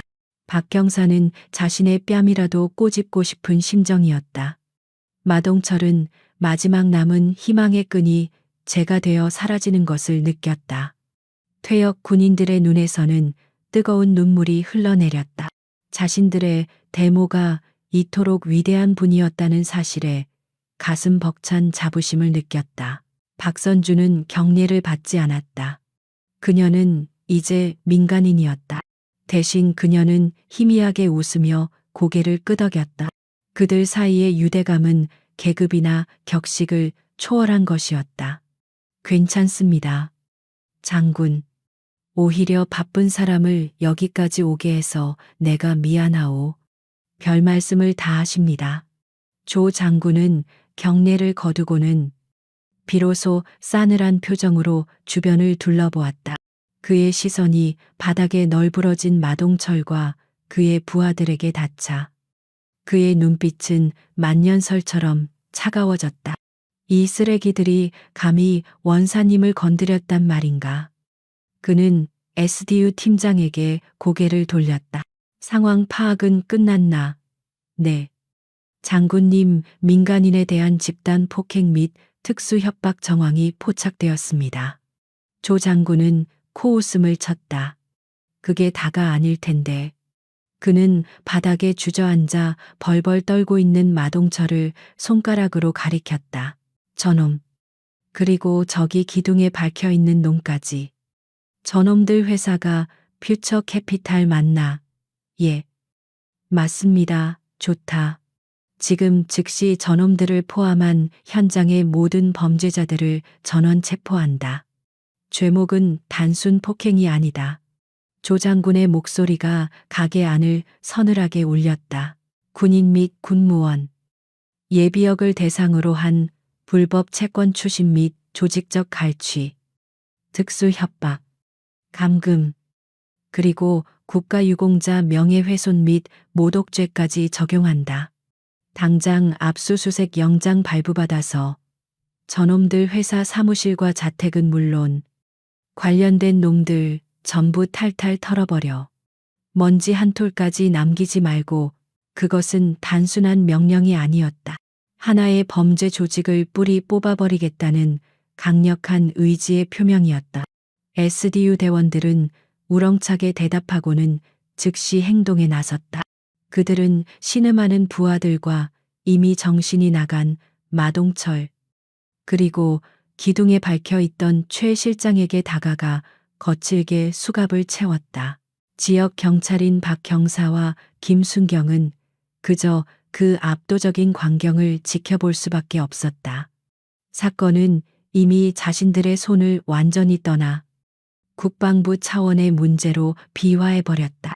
김순경은 아까 자신이 박선주에게 했던 무례한 행동들을 떠올리며 사색이 되었다. 그는 자신이 얼마나 어리석고 우매했는지 깨달았다. 범죄자들이 모두 끌려나가자 가게 안에는 비로소 평화가 찾아왔다. 조 장군은 그제야 부드러운 표정으로 퇴역 군인들에게 다가갔다. 그는 넘어져 있던 최 중사를 직접 부축해 일으키며 고개를 숙였다. 선배님들, 정말 죄송합니다. 저희가 더 잘 살폈어야 했는데 국가가 선배님들께 큰 빚을 졌습니다. 그의 진심 어린 사과에 노병들은 감동하여 눈시울을 붉혔다. 마동철에게 짓밟렸던 그들의 명예가 조 장군의 말 한마디에 완전히 회복되는 듯했다. 조 장군은 부하에게 명예 군의관을 부르도록 지시하고 노병들의 건강 상태를 꼼꼼히 챙겼다. 그 모든 소란의 중심에 있던 박선주는 어느새 다시 평범한 국밥집 주인으로 돌아와 있었다. 그녀는 빗자루를 들고 바닥에 널브러진 깨진 그릇 조각들을 묵묵히 쓸어 담기 시작했다. 마치 방금 전에 끔찍했던 싸움이 다른 사람의 일이기라도 한 것처럼 그녀의 행동에는 어떤 동요도 없었다. 원사님, 그런 일은 저희가 하겠습니다. 조 장군이 다급하게 그녀를 말렸다. 하지만 박선주는 고개를 저었다. 아닙니다. 여긴 제 일터입니다. 장군께서는 손님으로 오셨으니 앉아서 국밥이나 한 그릇 하고 가시지요. 금방 뜨끈하게 말아드리겠습니다. 그녀의 말에 조 장군은 더 이상 아무 말도 하지 못하고 그저 존경의 눈빛으로 그녀를 바라볼 뿐이었다. 정의는 실현되었지만 그녀의 전쟁은 아직 끝나지 않은 듯 보였다. 박선주의 국밥집에서 벌어진 소동은 그저 시작에 불과했다. 그날 밤 조철중 장군의 명령이 떨어지자마자 대한민국 군사경찰의 수사 시스템은 거대한 톱니바퀴처럼 맞물려 돌아가기 시작했다. 사건은 지역 경찰서를 완전히 배제한 채 국방부, 조사본부, 직할의 특별수사팀으로 이관되었다. 수사팀의 임시본부는 마동철의 퓨처 캐피탈 본사 건물에서 불과 몇 블록 떨어진 곳에 비밀리에 차려졌다. 낡은 건물을 통째로 빌린 그곳은 24시간 불이 꺼지지 않는 전쟁 상황실과도 같았다. 수십 명의 베테랑 수사관들과 군 검찰, 그리고 디지털 포렌식 전문가들까지 총동원되었다. 조 장군은 야전 침대 하나를 가져다 놓고 집무실 삼아 직접 수사를 지휘했다. 그의 눈은 불타는 복수심과 차가운 이성으로 번뜩였다. 감히 국가를 위해 헌신한 영웅들을 능멸하고 착취한 쓰레기들을 그는 이 땅에서 완전히 박멸해버릴 작정이었다. 보고해. 그의 낮은 목소리에 수사팀장이 긴장된 얼굴로 다가왔다. 장군님, 퓨처 캐피탈에 대한 1차 압수수색을 완료했습니다. 예상대로 사무실에 있던 모든 컴퓨터의 하드디스크는 원격으로 파기된 상태였습니다. 보고는 순조롭지 않았다. 마동철 일당은 체포 직전 외부의 조력자를 통해 모든 디지털 증거를 인멸하려 시도한 것이었다. 하지만 그들은 상대를 잘못 골랐다. 수사팀에는 국군 최고의 사이버전 전문가들이 포함되어 있었다. 복구는 조 장군이 짧게 물었다. 시간이 좀 걸리겠지만 70% 이상 복구 가능할 것으로 보입니다. 놈들이 사용한 파기 프로그램 수준이 조잡해서 저희 기술력으로는 충분히 뚫을 수 있습니다. 그 시각, 동이 트기도 전인 이른 새벽, 수십 명의 SDU 대원들이 다시 한번 움직였다. 그들의 목표는 퓨처 캐피탈의 주요 임원들과 마동철에 숨겨진 자금책들의 자택이었다. 한밤중의 기습 작전은 완벽하게 성공했다. 잠옷 바람으로 끌려 나오는 인물들의 면면은 화려했다. 전직 부장검사 출신의 법률 고문, 유명 회계법인의 회계사, 그리고 시중은행의 지점장까지. 퓨처 캐피탈은 단순한 대부업체가 아니었다. 법과 금융 시스템을 교묘하게 이용해 약자들을 등치던 사회 지도층까지 연루된 거대한 범죄 카르텔이었다. 그들의 자택에서는 수많은 증거물들이 쏟아져 나왔다. 대포폰과 대포통장은 기본이었고 비밀 장부와 로비, 내역이 담긴 문서들이 발견되었다. 특히 마동철의 비밀 금고에서는 지역 경찰서 간부들과 구청 공무원들에게 정기적으로 상납한 뇌물 목록까지 발견되었다. 수사는 걷잡을 수 없이 커져나갔다. 군사경찰의 수사는 이제 군 관련 범죄를 넘어 지역 사회의 뿌리 깊은 부패와 비리를 파헤치는 거대한 작전으로 변모하고 있었다. 언론에서는 이 사건을 퇴역 군인 착취 게이트라 명명하고 연일 대서특필하기 시작했다. 이 모든 변화의 바람은 박선주의 작은 국밥집에서부터 시작되었다. 마동철 일당이 군사경찰에 의해 연행되었다는 소식은 퇴역 군인들 커뮤니티를 통해 순식간에 퍼져나갔다. 처음에는 반신반의하던 사람들도 연일 터져 나오는 뉴스 보도를 보며 사실임을 깨달았다. 그리고 기적이 일어나기 시작했다. 그동안 퓨처 캐피탈의 협박과 보복이 두려워 숨죽이고 있던 피해자들이 하나둘씩 박선주의 국밥집으로 모여들기 시작한 것이었다. 그들은 저마다 피눈물 나는 사연을 품고 있었다.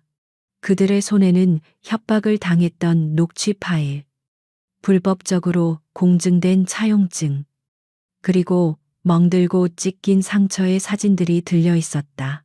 박선주의 가게는 더 이상 음식을 파는 곳이 아니었다. 억울한 이들의 눈물을 닦아주는 해방구역, 정의를 향한 반격을 준비하는 야전 사령부였다. 김하사와 최중사는 팔을 걷어붙이고 피해자들의 증언을 정리하고 증거 자료들을 분류하기 시작했다. 그들은 더 이상 무력한 피해자가 아니었다. 동지들과 함께 싸우는 자랑스러운 전사였다. 박선주는 묵묵히 그들 모두에게 뜨끈한 국밥을 대접했다. 그녀는 많은 말을 하지 않았지만 그저 곁에 있어주는 것만으로도 상처받은 영혼들에게는 큰 위로가 되었다. 그녀는 정리된 모든 자료들을 매일 밤 조 장군 측에 안전하게 전달했다. 피해자들의 증언은 수사의 가장 강력한 무기가 되었다. 수사팀은 확보된 증거와 증언들을 바탕으로 마동철을 압박하기 시작했다. 취조실에 앉아 있는 마동철은 더 이상 예전의 오만한 CEO가 아니었다. 그는 모든 것을 잃은 겁에 질린 범죄자일 뿐이었다. 군 검사는 그의 앞에 산더미 같은 증거 자료들을 던져놓았다. 마동철 씨, 당신 회사의 이중 장부입니다. 이걸로 최소 수백억 원대의 탈세를 저질렀군요. 이건 당신이 로비를 벌인 공무원 명단입니다. 뇌물, 공여죄, 추가입니다. 그리고 이건 당신에게 피해를 입은 수십 명의 퇴역 군인들의 진술서입니다. 이래도 발뺌할 겁니까? 마동철의 얼굴이 하얗게 질려갔다. 그는 변호사를 선임했지만 군 검찰 앞에서 그의 변호사는 아무런 힘도 쓰지 못했다. 사건의 지휘권 자체가 군에 있었기 때문에 그가 자랑하던 법조계 인맥은 무용지물이었다. 그는 완벽한 도간에 든 쥐였다. 결정타는 복구된 하드디스크에서 나왔다. 거기에는 마동철이 직접 자신의 범죄 행각을 지시하고 보고받았던 음성 파일과 영상들이 고스란히 담겨 있었다. 심지어 박선주의 국밥집을 공격하기 직전 최 실장과 통화하며 그깟 영감탱이들하고 아줌마 하나 처리 못해 라며 비웃던 내용까지 포함되어 있었다. 모든 것이 끝났다. 마동철은 자신의 죄를 인정하는 것 외에는 다른 선택지가 없다는 것을 깨달았다. 그는 형량을 조금이라도 줄여보기 위해 자신이 알고 있는 모든 것을 불기 시작했다. 자신에게 뇌물을 받은 정치인, 비호해준 경찰 간부, 그리고 함께 돈 세탁을 했던 기업인들의 이름까지. 거대한 부패의 사슬이 그의 입을 통해 드러나기 시작했다. 그의 자백을 기점으로 퓨처 캐피탈이라는 거대한 악의 제국은 모래성처럼 무너져 내렸다. 군사 경찰과 검찰은 합동으로 대대적인 검거 작전에 나섰다. 뉴스에서는 연일 고위 공직자들과 기업인들이 줄줄이 수갑을 차고 검찰청으로 소환되는 모습이 방영되었다. 마동철이 평생에 걸쳐 쌓아 올렸던 모든 것들이 압수되었다. 강남의 호화로운 펜트하우스, 수십억을 호가하는 슈퍼카들, 그리고 해외에 숨겨두었던 비밀 계좌까지. 그가 약자들의 피눈물을 빨아먹어 이룩했던 모든 부부가 국가에 의해 환수되었다. 대한민국 전체가 통쾌한 정의 구현의 순간을 목격하고 있었다. 이 거대한 태풍의 시작이 허름한 골목의 작은 국밥집에서 시작되었다는 사실을 아는 사람은 많지 않았다. 퓨처 캐피탈이라는 거대한 악의 제국이 무너져 내린 후 대한민국 사회는 한동안 큰 파도에 휩싸였다.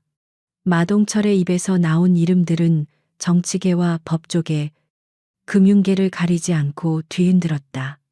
수십 명의 고위 공직자들이 옷을 벗었고 몇몇은 철창 신세를 져야 했다. 그것은 이 사회에 만연했던 부패의 고름을 짜내는 고통스럽지만 시원한 과정이었다. 하지만 이 모든 거대한 변화의 시작점이었던 작은 국밥집의 퇴역 군인들에게는 그보다 훨씬 더 중요하고 절실한 변화가 찾아오고 있었다. 바로 그들의 삶을 짓누르던 족쇄가 풀리는 순간이었다. 사건이 군 검찰로 넘어간 지 한 달여가 지났을 무렵 피해를 입었던 퇴역 군인들은 군사법원으로부터 한 통의 공문을 받게 되었다. 그들은 약속이라도 한 듯 모두 박선주의 국밥집에 모여 떨리는 손으로 봉투를 뜯었다. 김하사는 돋보기 안경 너머로 빽빽하게 적힌 글씨들을 한자 한자 읽어 내려갔다. 그의 눈시울이 점차 붉어지기 시작했다. 옆에서 지켜보던 최 중사가 답답하다는 듯 소리쳤다. 김하사, 뭐라고 쓰여 있는지 말을 해줘야 할 것 아닌가. 김하사는 안경을 벗어 눈물을 훔쳤다. 그리고는 거의 울음에 가까운 기쁨에 찬 목소리로 외쳤다. 퓨처 캐피탈과 체결한 모든 대부 계약은 불법적인 이자율과 협박에 의한 강압적 계약이었음이 인정되어 원천 무효를 선고한다. 그의 말이 끝나자 가게 안에는 잠시 정적이 흘렀다. 그리고 곧이어 와 하는 함성이 터져 나왔다. 그들은 서로를 부둥켜 안고 등을 두드리며 어린아이처럼 기뻐했다. 평생을 갚아도 모자랄 것 같았던 빚. 그들을 매일 밤 악몽에 시달리게 했던 지긋지긋한 빚이 사라진 것이었다. 법의 이름으로, 국가의 이름으로 만세 우리가 이겼다. 최중사는 의족을 짚고 덩실덩실 춤을 추었고 다른 노병들은 뜨거운 눈물을 쏟아냈다. 그들의 어깨를 짓누르던 거대한 바위가 사라진 듯 모두의 얼굴이 후련함과 기쁨으로 빛났다. 박선주는 그 모습을 흐뭇하게 바라보며 묵묵히 수육을 더 썰어내왔다. 오늘은 잔칫날이었다. 그것은 시작에 불과했다.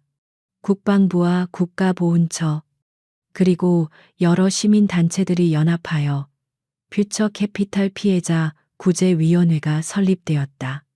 마동철 일당에게서 환수한 막대한 자금은 고스란히 피해자들을 위해 사용되었다.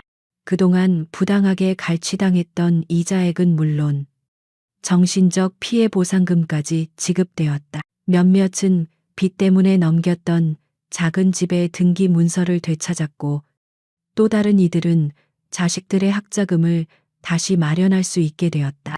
김하사는 가장 먼저 딸아이의 수술 날짜를 잡았다. 더 이상 돈 걱정 없이 최고의 의료진에게 치료를 받게 해줄 수 있다는 사실에 그는 몇 번이고 하늘에 감사했다. 사건은 그렇게 승리로 끝나는 듯 보였다. 하지만 박선주는 아직 전쟁이 끝나지 않았음을 알고 있었다. 제2, 제3의 퓨처 캐피탈은 언제든 다시 생겨날 수 있었다. 그리고 그때마다 자신이 나서서 모든 것을 해결해 줄 수는 없는 노릇이었다. 근본적인 해결책이 필요했다. 어느 날 저녁, 가게 정리가 끝난 후 박선주는 조철중 장군과 마주 앉았다. 조 장군은 이제 계급장을 떼고 편안한 사복 차림으로 종종 그녀의 가게를 찾았다. 박선주는 뜨끈한 국밥 한 그릇을 그의 앞에 놓으며 조용히 입을 열었다. 장군, 이번 일은 고맙지만 이걸로는 부족하오. 조 장군은 말없이 국밥을 한술 떴다. 그는 그녀가 무슨 말을 할지 이미 짐작하고 있었다. 저도 같은 생각입니다. 원사님. 그래서 국회와 행정부의 퇴역 군인 지원에 관한 법률 개정안을 강력하게 건의하고 있습니다. 하지만 법이라는 게 하루아침에 바뀌기는 쉽지 않습니다. 법이 그들을 지켜주기 전에 그들이 먼저 쓰러질 수 있어. 박선주가 말했다. 우리 손으로 직접 그들을 지킬 수 있는 방패를 만들어야 합니다. 그녀의 눈빛은 진지했다. 조 장군은 숟가락을 내려놓고 그녀를 마주 보았다. 구체적인 생각이 있으십니까? 거창한 건 아니요.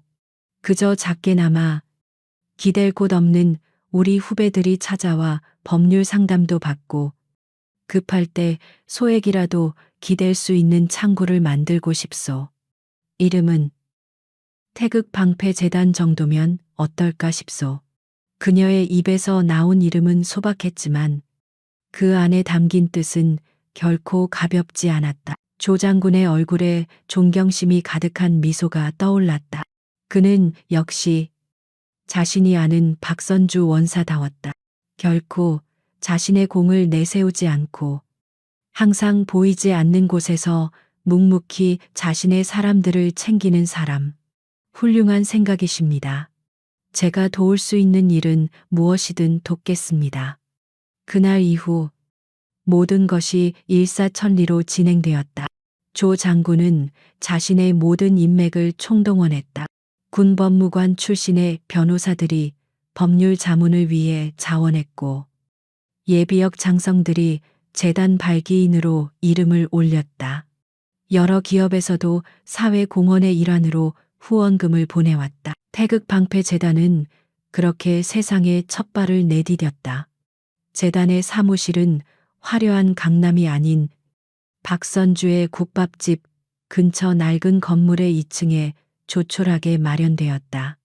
하지만 그곳을 채운 사람들의 열정은 그 어느 곳보다 뜨거웠다.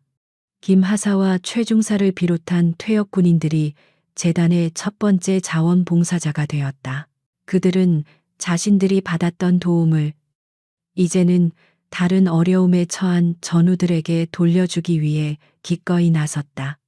재단은 무료 법률 상담, 긴급 생계비 지원, 그리고 재취업 교육 프로그램 등을 운영하기 시작했다. 박선주는 예상대로 재단의 전면에 나서지 않았다. 그녀는 여전히 매일같이 국밥집을 지켰다. 하지만 재단의 모든 중요한 결정 뒤에는 항상 그녀의 지혜와 통찰이 있었다. 시간이 흘러 박선주의 가게 온기 한 그릇에는 진정한 평화가 찾아왔다. 더 이상 가게 안에는 불안과 한숨이 없었다. 대신 희망과 활기, 그리고 건강한 웃음소리가 가득했다. 노병들은 더 이상 과거의 무용담이나 신세 한탄을 늘어놓지 않았다.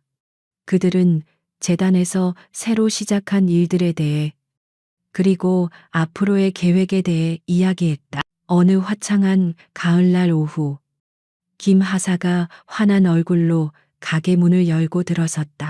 그의 손에는 작은 과일 바구니가 들려 있었다. 누님, 저 왔습니다. 그의 목소리는 예전의 무기력함을 완전히 벗어던지고 힘과 자신감으로 가득 차 있었다. 어서 오세요. 김 하사님, 무슨 좋은 일이라도 있으신가? 박선주가 웃으며 그를 맞았다. 김 하사는 과일 바구니를 테이블에 내려놓으며 말했다. 우리 딸내미, 오늘 퇴원했습니다. 수술이 아주 잘 됐답니다.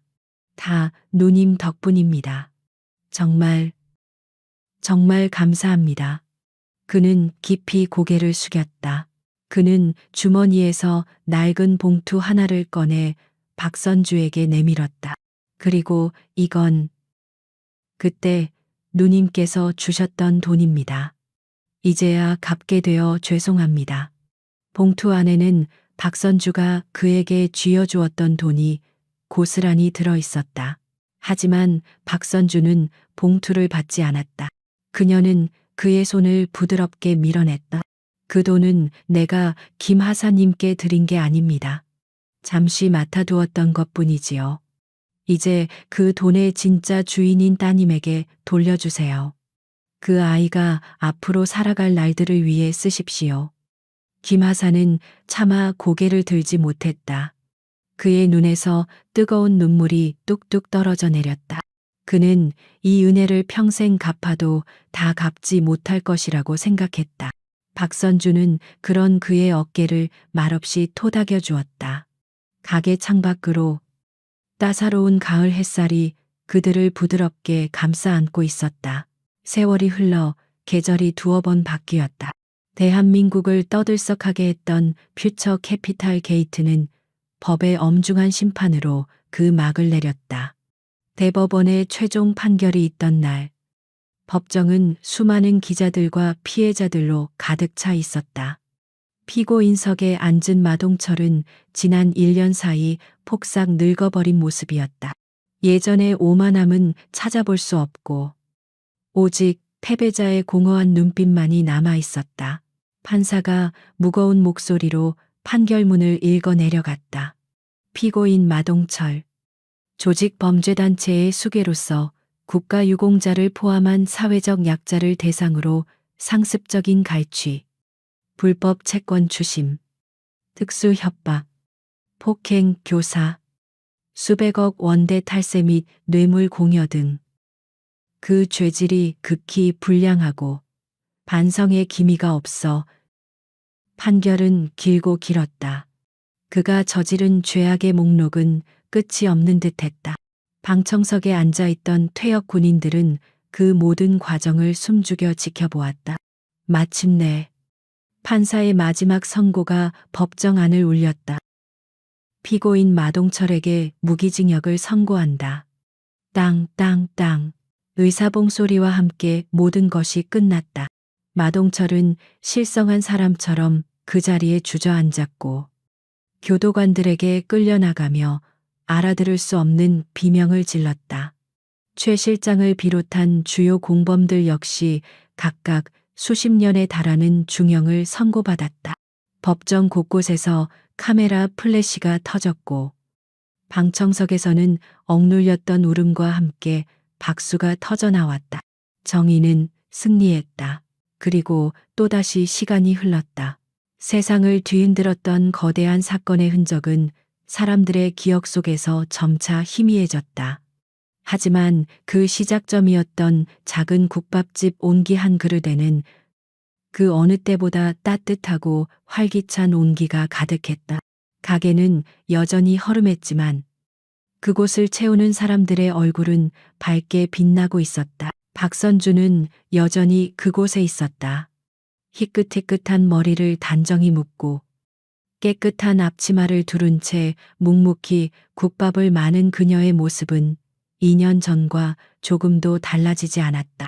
그녀는 세상을 구한 영웅이 아니라 그저 배고픈 이들에게 따뜻한 밥 한 그릇을 내어주는 평범한 식당 주인이었다. 어느 맑은 가을날 오후 가게의 문이 열리며 편안한 등산복 차림의 중년 남성이 들어섰다. 그는 화려한 경호원도 번쩍이는 관용차도 없이 낡은 국산차를 직접 몰고 온 조철중 장군이었다. 그는 이제 군복을 벗고 국방정책 자문위원으로 활동하고 있었다. 원사님, 잘 지내셨습니까? 그가 정겹게 인사를 건넸다. 어이구, 조 위원님, 어서 오십시오. 박선주가 환하게 웃으며 그를 맞았다. 그녀는 그를 위해 늘 비워두는 창가 구석 자리로 안내했다. 오늘은 소머리뼈를 푹 고았는데 국물 맛이 아주 좋습니다. 잠시 후 뜨거운 김이 모락모락 피어오르는 뚝배기가 그의 앞에 놓였다. 조철중은 숟가락을 들기 전 가게 안을 한번 둘러보았다. 가게 한쪽 벽에는 예전의 낡은 선반 대신 훨씬 더 크고 깔끔한 새 선반이 걸려 있었다. 그곳에는 태극방패재단의 활동 사진들이 자랑스럽게 붙어 있었다. 사진 속에는 환하게 웃고 있는 퇴역 군인들의 모습이 담겨 있었다. 법률 상담을 받고 활짝 웃는 김 하사의 모습도 있었고, 재취업 교육을 받고 새로운 제복을 입은 최 중사의 모습도 있었다. 재단은 지난 2년간 수백 명의 어려운 퇴역 군인들에게 새로운 삶의 희망을 선물했다. 재단이 아주 자리를 잘 잡은 것 같습니다. 전부 원사님 덕분입니다. 조철중이 말했다. 박선주는 손사래를 쳤다. 내가 한 게 뭐 있습니까? 조 위원님과 우리 전우들이 다 한 거지요. 나는 그저 밥만 했을 뿐입니다. 그녀는 여전히 자신의 공을 드러내지 않았다. 두 사람은 말없이 국밥을 먹었다. 오랜 세월을 함께한 전우처럼 그들 사이에는 많은 말이 필요 없었다. 그들은 지나간 사건에 대해 이야기하지 않았다. 대신 미래에 대해 이야기했다. 요즘 군에 들어오는 젊은 친구들은 우리 때와는 많이 다르다더군요. 정신적으로 약하다는 우려도 많고요. 조철중이 걱정스럽게 말했다. 박선주는 깍두기를 그의 접시에 얹어주며 조용히 대답했다. 세상이 변하면 사람도 변하는 법이지요. 하지만 나는 믿습니다. 그 어떤 시대에도 이 나라의 젊은이들 가슴 속에는 조국을 사랑하는 뜨거운 피가 흐르고 있다는 것을, 우리가 할 일은 그들을 믿고 그들이 기댈 수 있는 든든한 버팀목이 되어주는 것 뿐입니다. 그녀의 말에는 흔들림 없는 믿음과 지혜가 담겨 있었다. 그녀는 과거의 영웅들을 지켜냈을 뿐만 아니라 미래의 영웅들까지도 품고 있었다. 그때 가게 문이 다시 열리고 앳된 얼굴의 젊은 청년 하나가 머뭇거리며 들어섰다. 갓 제대한 듯 어색하게 기른 머리와 세상 물정 모르는 불안한 눈빛을 하고 있었다. 청년이 어쩔 줄 몰라 하고 있을 때 카운터에서 일하던 한 젊은 여성이 그에게 다가갔다. 혹시 도움이 필요하세요? 그녀는 김하사의 딸이었다. 아버지의 수술이 성공적으로 끝난 후 그녀는 감사한 마음을 갚고 싶다며 재단의 간사가 되어 자원봉사를 하고 있었다. 전역하고 뭘 해야 할지 막막해서 혹시 여기서 일자리나 뭐 그런 걸 좀. 청년이 우물쭈물 말했다. 김하사의 딸은 환하게 웃으며 그의 등을 가볍게 두드렸다. 잘 오셨어요. 일단 앉아서 뜨끈한 국밥 한 그릇부터 드세요. 그리고 저희 태극 방패 재단에 대해 설명해 드릴게요. 걱정 마세요. 저희가 다 도와드릴게요. 박선주와 조철중은 그 모습을 말없이 흐뭇한 미소로 바라보았다. 박선주가 꿈꿨던 세상, 그녀가 만들고 싶었던 방패는 그렇게 스스로 생명력을 얻어 자라나고 있었다. 그녀가 더 이상 피를 묻히지 않아도 따뜻한 온기가 서로에게 이어지며 또 다른 누군가를 지켜주고 있었다. 그녀의 진짜 유산은 화려한 무공이 아니라 바로 저 온기였다. 오늘 이야기는 여기까지입니다.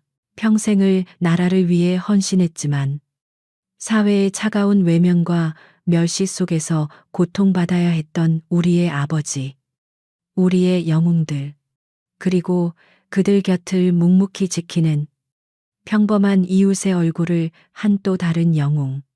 우리는 이 이야기를 통해 진정한 강함이란 무엇인지, 그리고 우리가 잊지 말아야 할 가치가 무엇인지 다시 한번 생각해 보게 됩니다.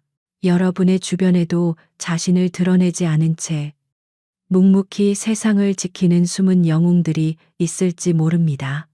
겉모습만으로 사람을 판단하는 어리석음을 경계하고 마땅히 존중받아야 할 이들에게 따뜻한 감사의 마음을 전하는 사회가 되기를 소망합니다. 오늘 이야기가 여러분의 가슴에 작은 울림과 통쾌함을 주었다면 채널의 좋아요와 구독 버튼을 눌러주십시오. 이 이야기에 대한 여러분의 소중한 생각과 감상을 댓글로 남겨주시면 저에게는 더 좋은 이야기를 만드는데 큰 힘이 될 것입니다. 시청해 주셔서 진심으로 감사합니다.